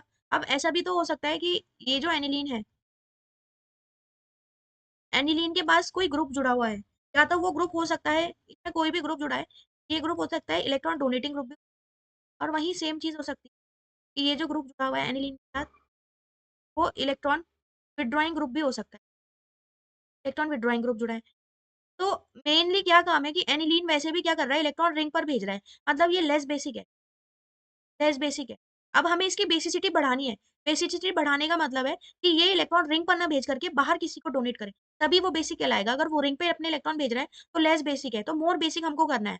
मोर बेसिक कब होगा, वो जब इलेक्ट्रॉन डोनेटिंग, मान लो पैरा पोजीशन पर यहाँ हमने लगा दिया इलेक्ट्रॉन डोनेटिंग, कोई भी यहाँ मैंने लगा दिया पोजीशन पर इलेक्ट्रॉन डोनेटिंग ग्रुप, और वहीं इस वाली पोजीशन पर मैंने लगा दिया electron withdrawing group. Electron withdrawing group क्या करेगा, इस रिंग में से इलेक्ट्रॉन अपनी तरफ खींचेगा। वैसे ही ये अमीन क्या कर रहा था, इलेक्ट्रॉन रिंग पर भेज रहा था, और ये एक और ग्रुप ऐसा लग गया जिसने इलेक्ट्रॉन को अपनी तरफ खींचा। तो क्या ये एनिलीन के जो इलेक्ट्रॉन है वो बाहर प्रोटोनेशन के लिए अवेलेबल होंगे?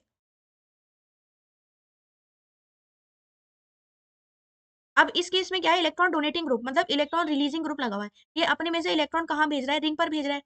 अगर इसने रिंग पर इलेक्ट्रॉन भेजे, तो अब जो अमोनिया में नाइट्रोजन, यहाँ एनिलीन का नाइट्रोजन है, वो जैसे रिंग पे इलेक्ट्रॉन भेज रहा था, बट यहाँ से इलेक्ट्रॉन डेंसिटी बढ़ रही है, जिसके कारण अमोनिया क्या करेगा, एनिलीन क्या करेगा, अपने लोन पेयर इजिली बाहर डोनेट कर पाएगा, कि यार रेजोनेंस में कम पार्टिसिपेट करेगा, क्योंकि रिंग को ऑलरेडी इलेक्ट्रॉन एक ग्रुप से मिलते जा रहे हैं। कौन से में इलेक्ट्रॉन प्रोटोनेशन के लिए मोर अवेलेबल रहेगा, इलेक्ट्रॉन डोनेटिंग ग्रुप वाले केस में या इलेक्ट्रॉन विड्रॉइंग ग्रुप वाले? डोनेटिंग ग्रुप वाले केस में। डोनेटिंग ग्रुप कौन कौन से हो सकते हैं, H3 हो सकता है आपका, OCH3, यहाँ पर NH2 ग्रुप भी लग सकता है एक और, क्योंकि NH2 क्या कर रहा है, रिंग पर भेज रहा है। अगर मैं दूसरा NH2 लगा दूं, वो रिंग पे इलेक्ट्रॉन ऑलरेडी भेज रहा है, रेजोनेंस ऑलरेडी चल रहा है, तो ये वाला जो नाइट्रोजन है वो इजिली बाहर डोनेट कर पाएगा इलेक्ट्रॉन। अब इलेक्ट्रॉन विड्रॉइंग ग्रुप में हम कौन कौन से एग्जाम्पल ले सकते हैं, NO2 ग्रुप ले सकते हैं, नाइट्रो ग्रुप, ठीक है, इसके अलावा साइनाइड ग्रुप, जिनमें बॉन्ड होते हैं प्रेजेंट, या फिर CHO ग्रुप भी होता है, हेलोजन ग्रुप हो सकता है, ठीक है, या फिर इसके अलावा CHO ग्रुप हो सकता है, ये अपनी तरफ इलेक्ट्रॉन खींचते हैं। तो यहाँ पर हम बोल सकते हैं, अगर इलेक्ट्रॉन डोनेटिंग ग्रुप प्रेजेंट है रिंग के साथ, electron donating group stabilise, electron donating group stabilise the cation, cation बनेगा ऊपर, उसको स्टेबलाइज कर रहा है, and increases basic, basic basic strength बढ़ा दे। वहीं पे अगर मैं बोलूँ इलेक्ट्रॉन डोनेटिंग ग्रुप, तो electron withdrawing group, electron withdrawing group decreases the basic strength को डिक्रीज, ये समझ गए ना?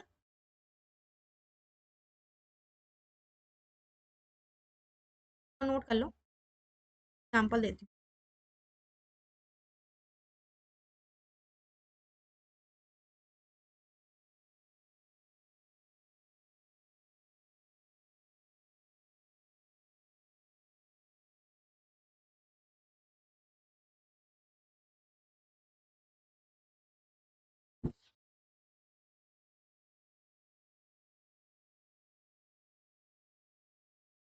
हो गया?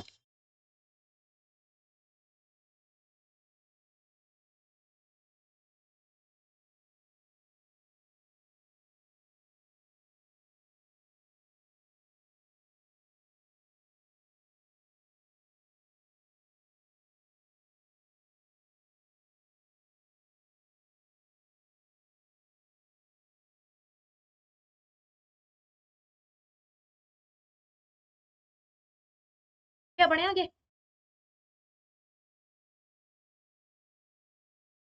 रिंको हो गया?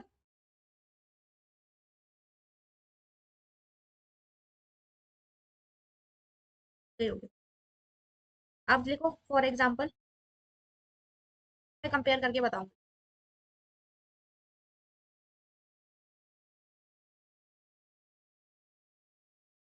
एक ग्रुप लगा हुआ है H3,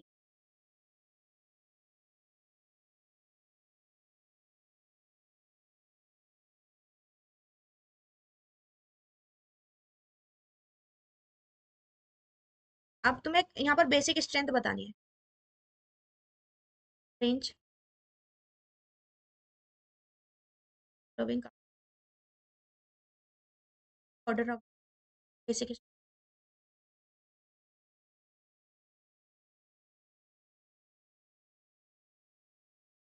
अभी देखो पी के भी वैल्यू तुम्हें नहीं गिवन है, तब भी आप लोग क्या कर सकते हो, इसको अरेंज कर सकते हो कि बेसिक स्ट्रेंथ के ऑर्डर पे। आप बताओ यहाँ पर कैसे अरेंज करोगे इन्हें। सबसे पहले ग्रुप देखने पड़ेंगे तुम्हें। ये जो ग्रुप लगा है CH3 ग्रुप, ये इलेक्ट्रॉन रिलीजिंग होता है या इलेक्ट्रॉन मतलब ये रिलीज कर रहा है या इलेक्ट्रॉन खींच सकता है। रिलीज कर रहा है, ये इसने रिंग पर इलेक्ट्रॉन भेजे। वहीं अगर NO2 ग्रुप लगा है, ये रिंग से इलेक्ट्रॉन खींच सकता है, ये इलेक्ट्रॉन विड्रॉइंग ग्रुप है ये। तो अगर इलेक्ट्रॉन विड्रॉइंग ग्रुप लग रखा है, बेसिक स्ट्रेंथ को क्या करेगा, ये रिलीज करेगा। कि अब जो अमोनिया के जो इलेक्ट्रॉन, अमोनिया है बार बार, एनिलीन में जो नाइट्रोजन लगा है, उसके जो इलेक्ट्रॉन है वो रिंग में और ज्यादा आएंगे, क्योंकि एक ग्रुप ऐसा लगा हुआ है जो रिंग से इलेक्ट्रॉन खींच रहा है। तो एनिलीन चाहेगा मैं इलेक्ट्रॉन रिंग पर भेजूं। वहीं ऐसा ग्रुप लगा हुआ है जो इलेक्ट्रॉन रिंग पर ऑलरेडी भेज रहा है, तो रिंग पर तो इलेक्ट्रॉन आ ही रहे हैं ना, तो एमीन, ये जो नाइट्रोजन है, ये चाहेगा कि मैं इलेक्ट्रॉन बाहर दे दूं रिंग पे ना। मतलब मोर बेसिक, बेसिक स्ट्रक्चर पढ़ा रहा है। बट ये वाला जो ग्रुप है NH2 एनिलीन जो है, वो बीच में ही रहेगा, क्योंकि इसमें कोई भी ग्रुप नहीं लगा हुआ है। विड्रॉइंग से तो ज्यादा रहेगा, पर इलेक्ट्रॉन डोनेटिंग से कम रहेगा इसकी बेसिसिटी। सबसे ज्यादा बेसिक कौन हुआ आपका, ये वाला एनिलीन हुआ, नाइट्रो वाला।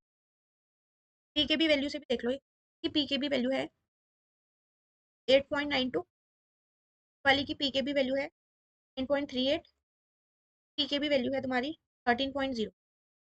पी के बी वैल्यू से भी समझ में आ गया हमको, ये पता है कि पी के बी वैल्यू जितनी कम, उतना ज्यादा के बी की वैल्यू, और उतना ही ज्यादा बेसिक वो होगा। पी के बी की वैल्यू सबसे कम किस में नजर आ रही है, वाले केस में, फर्स्ट वाले केस में 8.92 सबसे कम है, ये है, फिर 13 सबसे ज्यादा है, तो लेस बेसिक हो।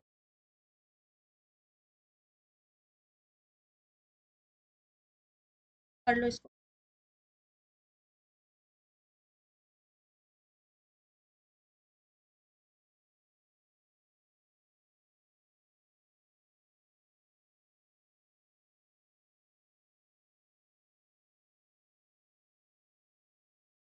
पहली रिएक्शन ही चल रही है। हो गया टाइम बहुत।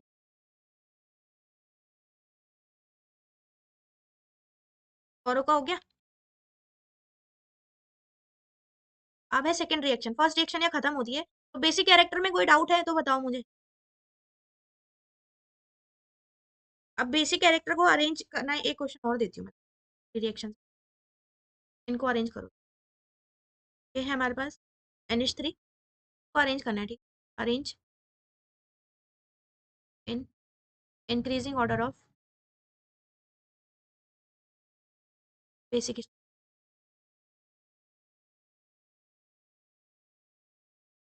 स्ट्रेंथ के ऑर्डर पर। पहले NH3, फिर 5,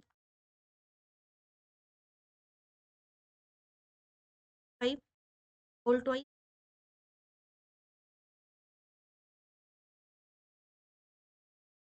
ये तो अमोनिया है, ये है तुम्हारे पास एनिलीन, ये है तुम्हारे पास सेकेंडरी अमाइन, और ये है तुम्हारे पास प्राइमरी अमाइन। अब अरेंज करो बेसिक ऑर्डर में। अब मैंने यहाँ पर अमोनिया और एनिलीन को कंपेयर किया था, तो दोनों में से ज्यादा बेसिक कौन है, एनिलीन ज्यादा बेसिक है या अमोनिया ज्यादा बेसिक। अमोनिया ज्यादा बेसिक है, तो यहाँ पर सबसे लेस बेसिक तो हो गया एनिलीन। एनिलीन सबसे कम बेसिक है, या फिर एनिलीन सबसे लेस बेसिक है, ठीक है। फिर आ गया अमोनिया। अब अमोनिया ये है एल्काइल अमीन, और ये है अमोनिया। एल्काइल अमीन और अमोनिया में कौन ज्यादा बेसिक है, एल्काइल अमीन या अमोनिया। एल्काइल अमीन ज्यादा बेसिक है, तो अमोनिया को पहले लिख दे। अब क्या आया, प्राइमरी अमीन और सेकेंडरी अमीन। प्राइमरी अमीन ज्यादा बेसिक होगा या सेकेंडरी अमीन ज्यादा बेसिक होगा। ये जो ग्रुप लगे हुए हैं, ये बड़े ग्रुप लगे हुए हैं। और मैंने क्या बोला था, सेकेंडरी वाला और प्राइमरी। सेकेंडरी वाले की बेसिसिटी तो हमें देखनी नहीं है, क्योंकि कंपटीशन किसके बीच में होता है, टर्जरी और प्राइमरी वाले के बीच में होता है ना। सेकेंडरी वाली की बेसिसिटी क्या हो जाती है, ज्यादा हो जाती है। एक्सेप्शनल केस हमने देखा था पीछे।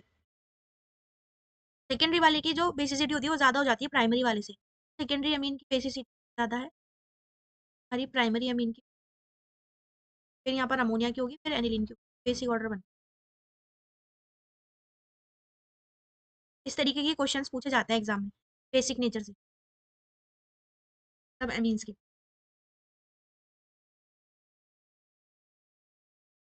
सेकंड रिएक्शन में आते हैं। रिएक्शन है रिएक्शन विद एसिड्स।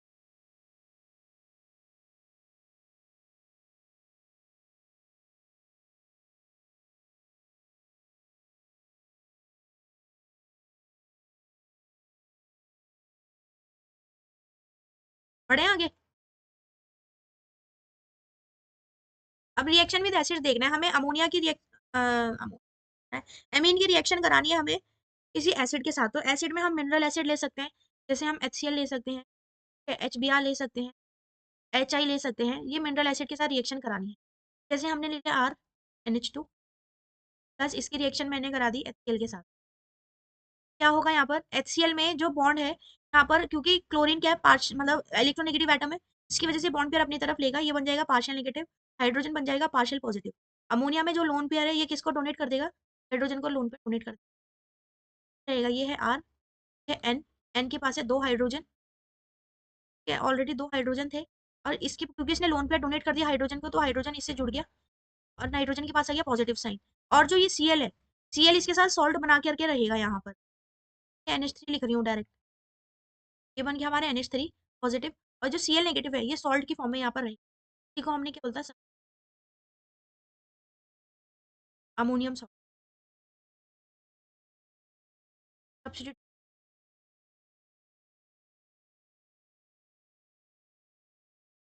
इतना क्लियर हुआ। फॉर एग्जाम्पल अगर मैं ले रही हूँ CH3NH2 प्लस HCl, बताओ यहाँ पर क्या बनेगा, ये बन जाएगा पार्शियल नेगेटिव, ये बनेगा पार्शियल पॉजिटिव। कंपाउंड बताओ मुझे क्या बनेगा।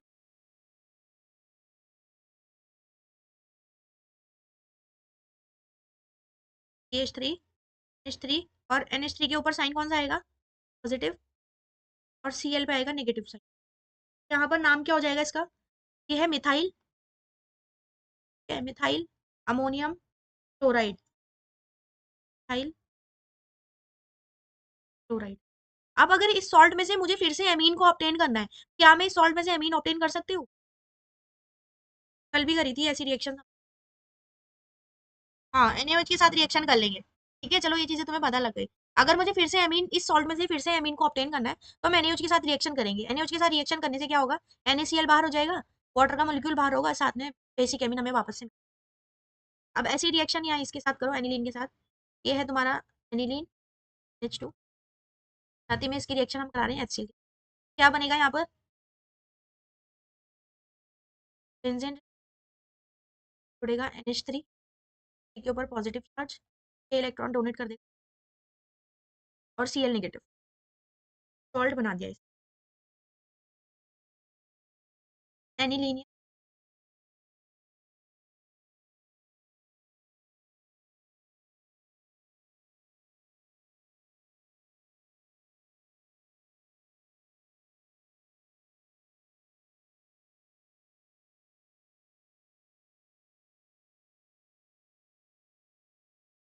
नोट कर लो इसको।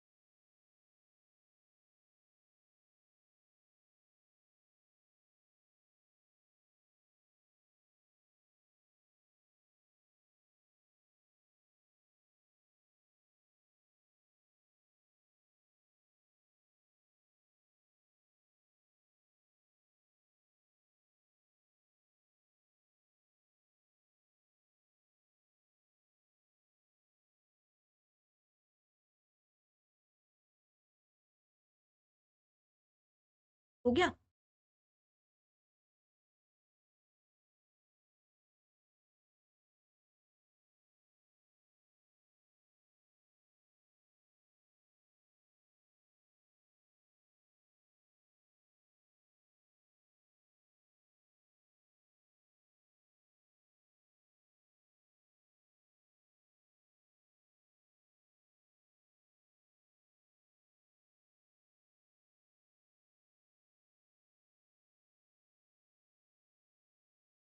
जल्दी जल्दी करो।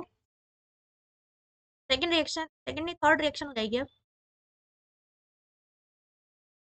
एल्काइलेशन। एल्काइलेशन कराना है हम, हमने लिया RNH2, नाइट्रोजन के पास लोन पेयर की रिएक्शन कराई हमने RX के साथ। एल्काइलेशन में RX के साथ ही रिएक्शन करते हैं। अब RX में जो X है वो इलेक्ट्रोनेगेटिव होने के कारण ये इलेक्ट्रॉन पेयर अपनी तरफ शिफ्ट करेगा, ये बनेगा पार्शियल नेगेटिव, आर बनेगा पार्शियल पॉजिटिव। तो नाइट्रोजन है वो लोन पेयर डोनेट करेगा आर को, तो बनेगा आर नाइट्रोजन, नाइट्रोजन के पास 2 हाइड्रो, आर इससे, और नाइट्रोजन के ऊपर आ जाएगा पॉजिटिव चार्ज। ये पॉजिटिव चार्ज क्यों आया? बताओ ये पॉजिटिव चार्ज क्यों आया यहाँ पर?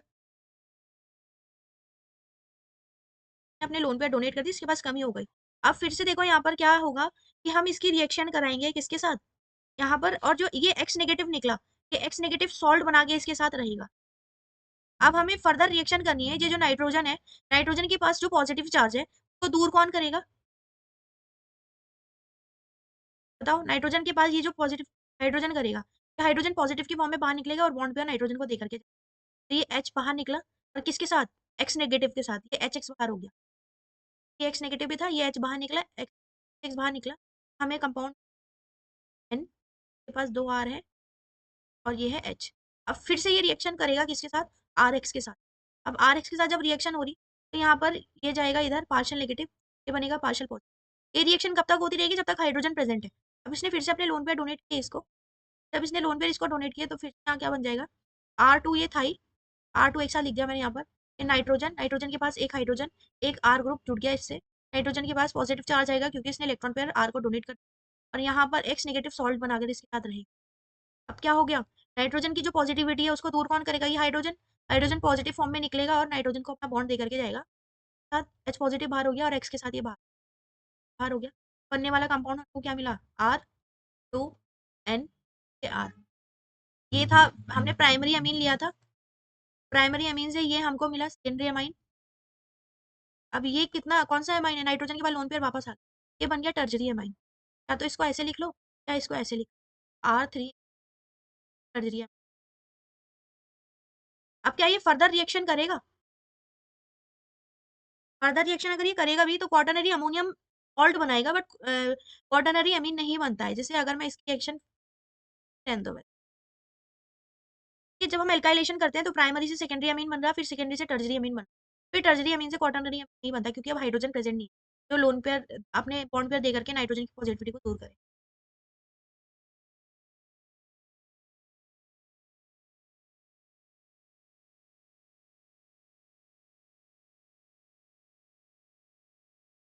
कर लो इसको।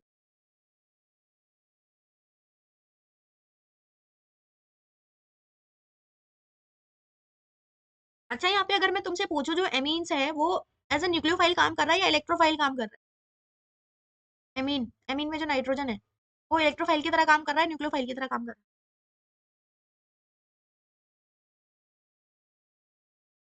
न्यूक्लियोफाइल की तरह काम कर रहा है।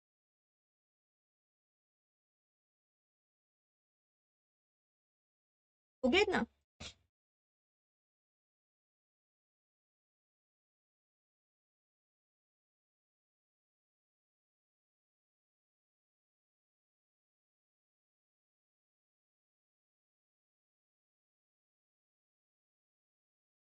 आगे बढ़े।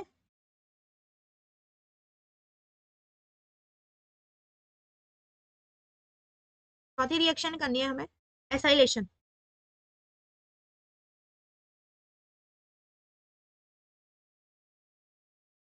एसाइलेशन में हम किसके साथ रिएक्शन करते हैं?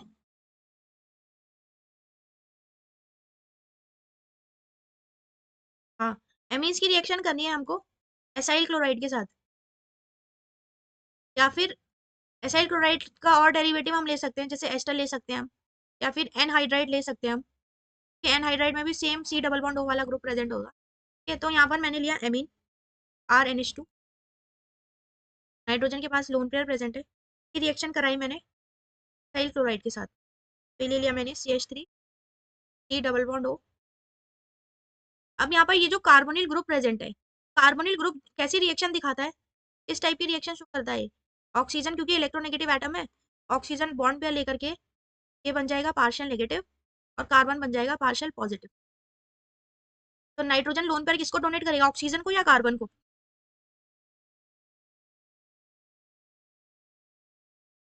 ये नाइट्रोजन अपने लोन पेयर डोनेट करेगा इस वाले कार्बन को, इस कार्बन के पास कमी हो गई इलेक्ट्रॉन, तो बनने वाला कंपाउंड क्या बनेगा यहाँ पर? अब जैसे ही देखो इस कार्बन ने इसको अटैक किया, इस मतलब नाइट्रोजन के लोन पेयर ने इस कार्बन को अपने लोन पेयर दे दे। कितने बॉन्ड बना दिए कार्बन ने अब, 1 2 3 4, और इधर से वापस से बैक बॉन्डिंग होगी। ऑक्सीजन वापस से बैक बॉन्डिंग करेगा तो कार्बन अपना एक बॉन्ड छोड़ना चाहेगा। 5 बॉन्ड बन जाएंगे इसके पास, 1 2 3 4, और ये नाइट्रोजन भी जुड़ चुका है इससे, तो ये लिविंग ग्रुप के फॉर्म में क्लोरीन को बाहर कर देगा। ठीक है, chlorine as a leaving group होगा, लिविंग ग्रुप के फॉर्म में बाहर, बेस की प्रेजेंस में रिएक्शन चलती है, तो यहाँ पर बनेगा क्या, ये हमारे पास देखो CH3, ये इधर ये वाला group carbon, double bond O, और Cl तो लिविंग ग्रुप की फॉर्म में निकल चुका है, फिर नाइट्रोजन इससे गया, ये है नाइट्रोजन, नाइट्रोजन के पास से 2 हाइड्रोजन ओपन फॉर्म में, और इसके पास एक R ग्रुप। अब नाइट्रोजन के ऊपर आ जाएगा पॉजिटिव चार्ज, क्योंकि नाइट्रोजन ने अपने लोन पेयर कार्बन को दे दिया। इतना समझ में आया ये कैसे बना, ये प्रोडक्ट कैसे बनाया मैंने, यहाँ Cl नेगेटिव बाहर। इतनी चीज क्लियर हुई। अब फिर से देखो, नाइट्रोजन के पास जो पॉजिटिव साइन है उसको दूर करेगा हाइड्रोजन, ये हाइड्रोजन कोई भी एक हाइड्रोजन पॉजिटिव की फॉर्म में बाहर हो जाएगा, और अपना जो बॉन्ड है वो देकर के जाएगा नाइट्रोजन को, और ये जो H पॉजिटिव बाहर हुआ, ये Cl नेगेटिव जो पहले स्टेप में बाहर होता है इसके साथ HCl बना लेगा, ये बाहर हो गया हमारा HCl। यहाँ पर ये जो को मिला CH3, double bond O, NH, और ये R ग्रुप जुड़ा, ये कंपाउंड हमको मिलेगा, और ये इस ग्रुप को बोलते हैं एमाइड। एक ग्रुप होता है ना RCONH2, कौन सा फंक्शनल ग्रुप होता है, एमाइड होता है, और एक होता है RNH2, RNH2 है एमीन, RCONH2 है तो एमाइड, ये कार्बोक्सिलिक का डेरिवेटिव होता है, जैसे ये कार्बोक्सिलिक है R, double bond OH, OH को हटा करके अगर मैं ये ग्रुप लगा दूं RCONH2, ये फंक्शनल ग्रुप हमारा बनता है एमाइड। अभी पीछे हमने एमाइड से प्रिपेयर किया था एमीन, दो मेथड्स के थ्रू, हमें अगर एमाइड से एमीन बनाना है, प्रिपरेशन ऑफ एमीन्स में देखा था हमने, एमाइड से अगर मुझे एमीन बनाना है तो दो मेथड हमने वहां पर किए थे, एक हमने किया था रिडक्शन की हेल्प से, LiAlH4 की हेल्प से, और एक मैंने किया था हॉफमैन ब्रोमाइड रिएक्शन, जिस Pr2 की एक यूनिट ली थी और साथ ही में NaOH लिया था। तो वो इस वाले केस में क्या मिल रहा था, सेम नंबर ऑफ कार्बन मिल रहे थे, बट यहाँ पर रिड्यूस्ड कार्बन मिल रहा था, reduce number of reduction, reduction नहीं है रिड्यूस है, डिग्रेड हो रहा था कार्बन, नंबर ऑफ कार्बन कम मिल रहा था जो हमने अमाइड में लिया। ये हमने पीछे किया है, इसको रिवाइज भी करते रहो साथ में, इस खाली मैं कनेक्ट कर रही हूँ, तुमने पीछे जो पढ़ा है उसको कनेक्ट कर रही हूँ यहाँ से। ये हमारा बन गया एमाइड, एमाइड हमने एमीन लिया, एमीन से हमने बनाया एमाइड।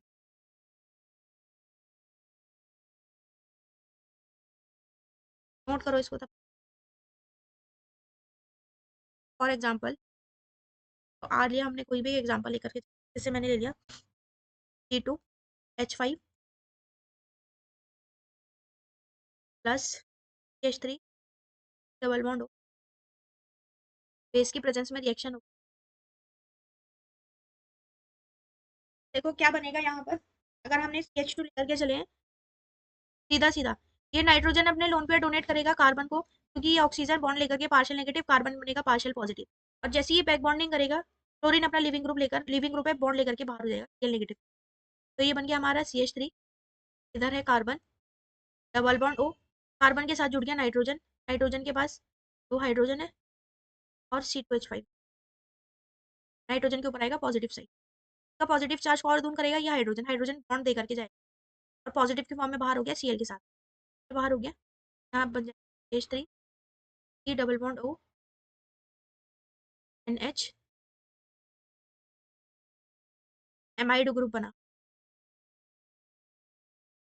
अब नाम क्या होगा इसका, अगर मैं ये वाले ग्रुप की बात करूं, ये है एथेनामाइड, 2 कार्बन है एथ, और एमाइड है तो एथेनामाइड, और ये लगा है इथाइल ग्रुप, तो हम इसका नाम देंगे इथाइल एथेनामाइड, एथ एन एमाइड,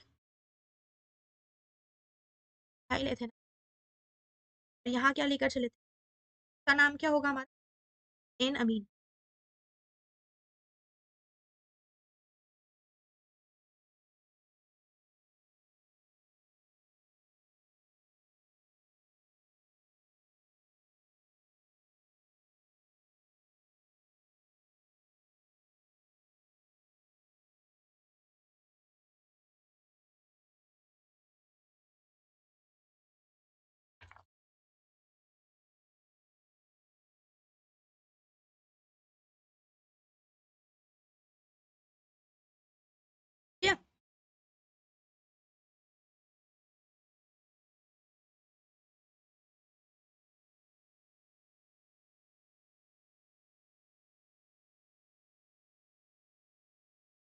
ऐसी रिएक्शन एनहाइड्राइड के साथ भी हो सकती है। एनहाइड्राइड, अगर मुझे एनहाइड्राइड के साथ रिएक्शन करानी है, फॉर एग्जांपल मैं C2H5NH2 और इसकी रिएक्शन कराई मैंने एनहाइड्राइड के साथ, H3 double bond double bond हो CH3, ये लिया मैंने एनहाइड्राइड। अब एनहाइड्राइड के साथ भी सेम टाइप की रिएक्शन होगी, बना सकते हो ये रिएक्शन। मैं थोड़ी सी मैकेनिज्म बताती हूँ, कंपाउंड बताना। ये यहाँ पर ऑक्सीजन, कोई भी एक ऑक्सीजन ले सकते हो, चाहे ये वाला चाहे ये वाला। ऑक्सीजन ने बॉन्ड लिया, ये बना पार्शियल नेगेटिव, कार्बन बन गया पार्शियल पॉजिटिव, नाइट्रोजन ने अपने लोन पेयर दिए इसको। तो कंपाउंड कैसे बनेगा? अब जब ऑक्सीजन बैक बॉन्डिंग करेगा तो ये लिविंग ग्रुप की फॉर्म में, ये पूरा ग्रुप हो गया बाहर, ये इतना ग्रुप लिविंग ग्रुप की फॉर्म में बाहर हो जाएगा। तो कंपाउंड बनेगा तुम्हारा ये CH3 E double bond O, जुड़ गया ये नाइट्रोजन, नाइट्रोजन के पास आ गया पॉजिटिव चार्ज, दो हाइड्रोजन इसके पास लगे हुए हैं, यहाँ ग्रुप। अब क्या होगा अगले स्टेप में? हाइड्रोजन होगा पॉजिटिव के बाहर, बॉन्ड देकर के जाएगा नाइट्रोजन को, और किसके साथ? ये जो Cl यहाँ पर ये जो ग्रुप हमारा पूरा निकला था बाहर साथ, तो इधर बताओ मुझे क्या बनेगा? H अगर इसके साथ जुड़ गया तो क्या बन जाएगा?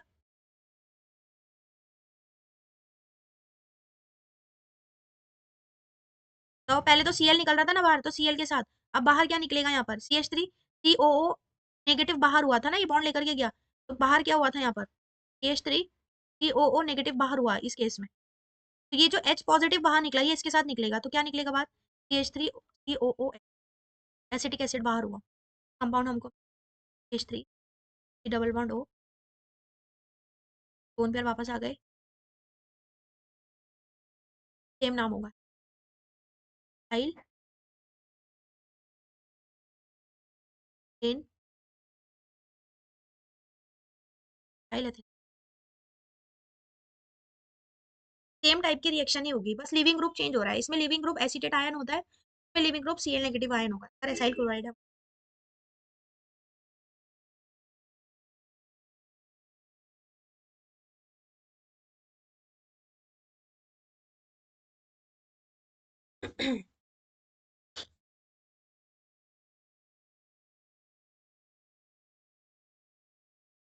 ज्यादा हो जाएगा पूरा।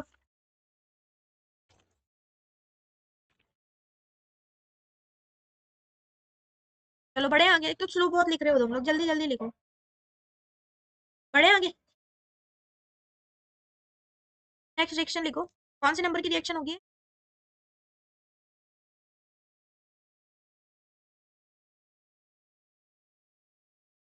इंपॉर्टेंट रिएक्शन है, बोर्ड एग्जाम में आती है, carbyl amine reaction, carbyl reaction.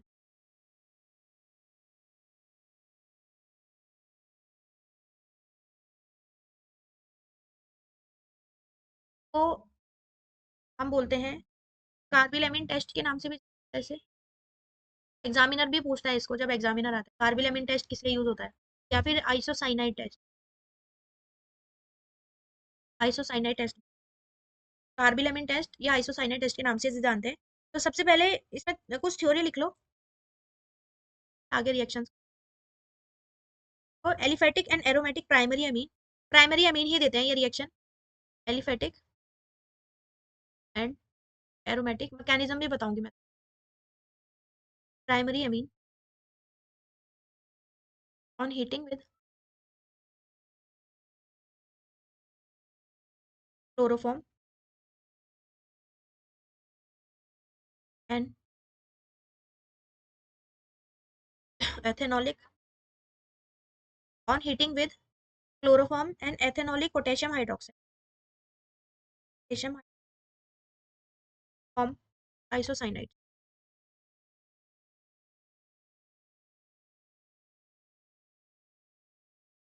Carbyl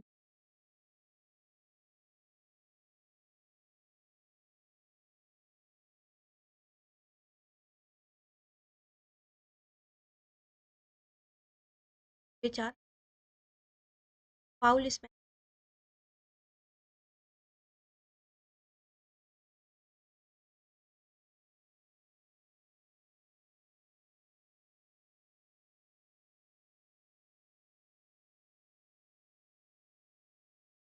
तो यहाँ पर एलिफेटिक एमीन्स भी दे सकते हैं और एरोमेटिक प्राइमरी अमीन भी दे सकते हैं, दोनों ही प्राइमरी अमीन हो चाहिए।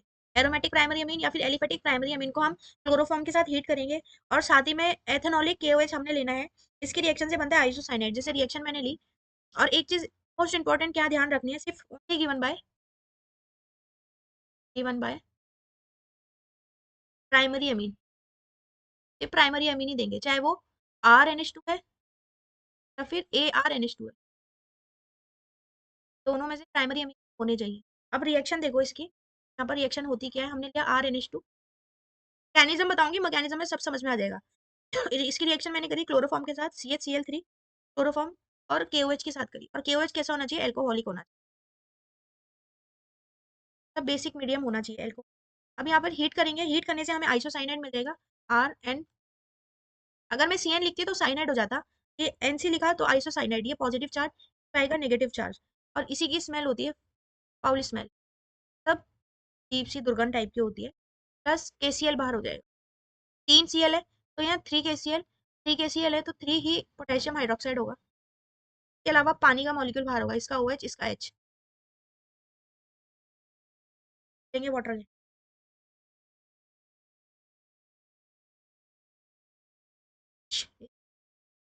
6 मॉलिक्यूल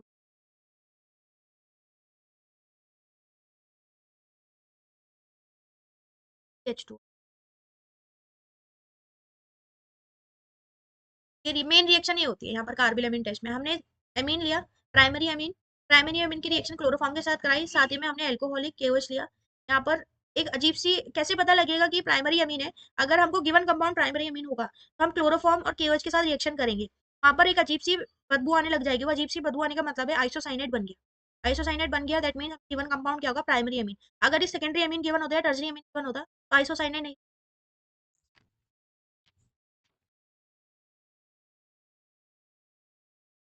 क्लास होती तो पूरा हो जाता। इलेक्ट्रोफिल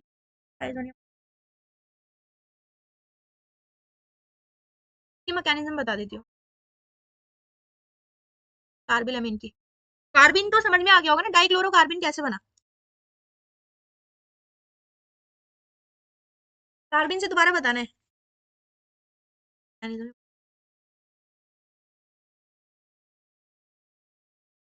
अब ध्यान से समझ। सबसे पहले काम है क्लोरोफॉर्म का, तो हमने लिया क्लोरोफॉर्म, ये है Cl की रिएक्शन कराया हमने किसी एक बेस के साथ, KOH के साथ। एल्कोहलिक KOH है तो ये OH नेगेटिव डोनेट करेगा। अब OH नेगेटिव ये H पॉजिटिव के साथ हो गया बाहर, ये अपने बॉन्ड पेयर देके जाएगा इसको, ये हो गया बाहर H2, ठीक है।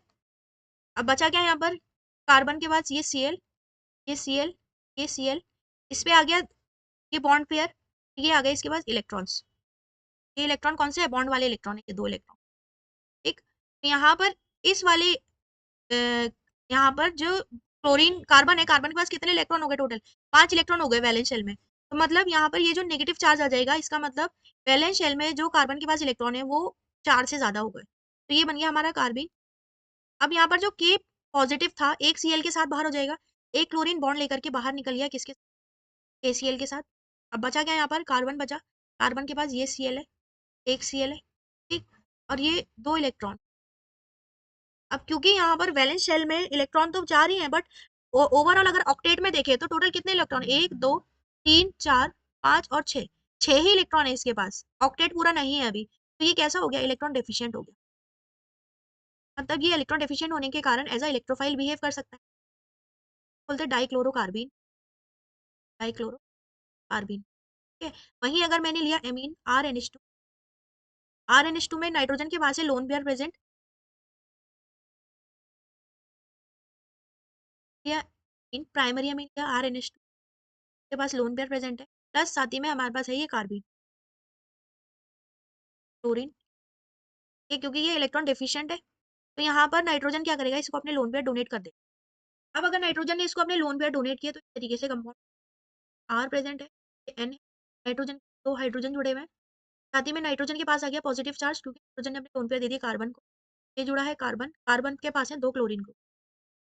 अब ये जो इलेक्ट्रॉन थे इसके ये वाले, ये मैं यहाँ बना रही हूँ नेगेटिव चार्ज की फॉर्म में, ये इलेक्ट्रॉन, क्योंकि बॉन्ड जो बना है वो नाइट्रोजन के इलेक्ट्रॉन और कार्बन के बीच में बना है, तो ये जो इसके ये वाले इलेक्ट्रॉन है तो इसको हम इस फॉर्म में दिखा रहे हैं, नेगेटिव चार्ज की फॉर्म। अब होगा क्या यहाँ पर, बेस की प्रेजेंस में रिएक्शन होगी, हमने KOH के साथ इसकी रिएक्शन करी। अब KOH में जो OH नेगेटिव है वो किसी एक हाइड्रोजन को ले जाएगा अपने साथ, ये एक हाइड्रोजन को ले जाएगा, एक हाइड्रोजन अपने बॉन्ड पर किसको देकर गया, नाइट्रोजन को, या फिर नाइट्रोजन को ना देकर के हम बोलेंगे खुला है दरवाजा, यहाँ पर बीच में आ गई ये इलेक्ट्रॉन। कि ये जो हाइड्रोजन वाले इलेक्ट्रॉन है नाइट्रोजन और कार्बन के बीच में आ गए, तो इधर देखो किस बॉन्ड बना यहाँ पर R है, N के साथ एक हाइड्रोजन जुड़ा हुआ है, कि यहाँ डबल बॉन्ड आ जाएगा, इधर कार्बन आ जाएगा, इधर एक क्लोरीन, इधर दो क्लोरीन, और मैंने क्या बोला, वाटर हो गया बाहर, वाटर का मॉलिक्यूल हुआ बाहर। अब देखो अगर ये डबल बॉन्ड आया, कार्बन ने कितने बॉन्ड बना लिए टोटल, एक नेगेटिव चार्ज अभी भी है इसके पास, यहाँ पर नेगेटिव चार्ज है, टोटल कितने बॉन्ड हो गए कार्बन के पास, एक दो तीन चार, इलेक्ट्रॉन काउंट करो टोटल, यहाँ पर एक दो तीन चार पाँच छः सात आठ नौ और 10 इलेक्ट्रॉन हो गए, मतलब ऑक्टेट रूल से ज्यादा इलेक्ट्रॉन हो गए, तो ये एक क्लोरीन को क्या करना चाहेगा, बाहर भेजना चाहेगा, तो हम यहाँ बाहर ना भेज करके यहीं बाहर भेज रहे हैं, क्योंकि अगर ये बॉन्ड इधर आएगा तो क्लोरीन कार्बन के पास ज्यादा बॉन्ड हो जाएंगे, तो एक जो क्लोरीन है वो बॉन्ड लेकर के बाहर हो जाएगा, किस फॉर्म में, KCl की फॉर्म में, K पॉजिटिव वही बचा है, तो K पॉजिटिव और Cl नेगेटिव बाहर हो गए, KCl यहाँ पर मैं हटा रही हूँ, यहाँ पर से एक ही Cl जुड़ेगा इस कार्बन के, समझ गए, एक वाटर का मॉलिक्यूल बाहर होगा, एक KCl का मॉलिक्यूल बाहर होगा, फिर से हमने रिएक्शन करानी है KOH के साथ, इस स्टेप में KOH के साथ रिएक्शन हुई, ये जो OH नेगेटिव है फिर से किसके साथ बाहर होगा, यहाँ पर नाइट्रोजन के पास पॉजिटिव साइन, ये हाइड्रोजन बाहर निकलेगा और ये बॉन्ड देकर के जाएगा बीच में, किसके साथ बाहर होगा, H को बना करके बाहर हो गया, जैसे ये तीन बॉन्ड आए कार्बन ने फिर से कितने बॉन्ड बना लिए, 10 इलेक्ट्रॉन फिर से हो जाएंगे इसके पास, एक दो तीन चार, ये 5 6 7 8 9 10, एक क्लोरीन को फिर से ये बाहर भेजना चाहिए, यहाँ पर बच गया R, ये नाइट्रोजन, नाइट्रोजन के ऊपर पॉजिटिव चार्ज, तीन बॉन्ड बन गए, कार्बन कार्बन के ऊपर नेगेटिव, ये बन गया हमारा आइसोसाइन, और इसी की फाउल स्मेल होती है।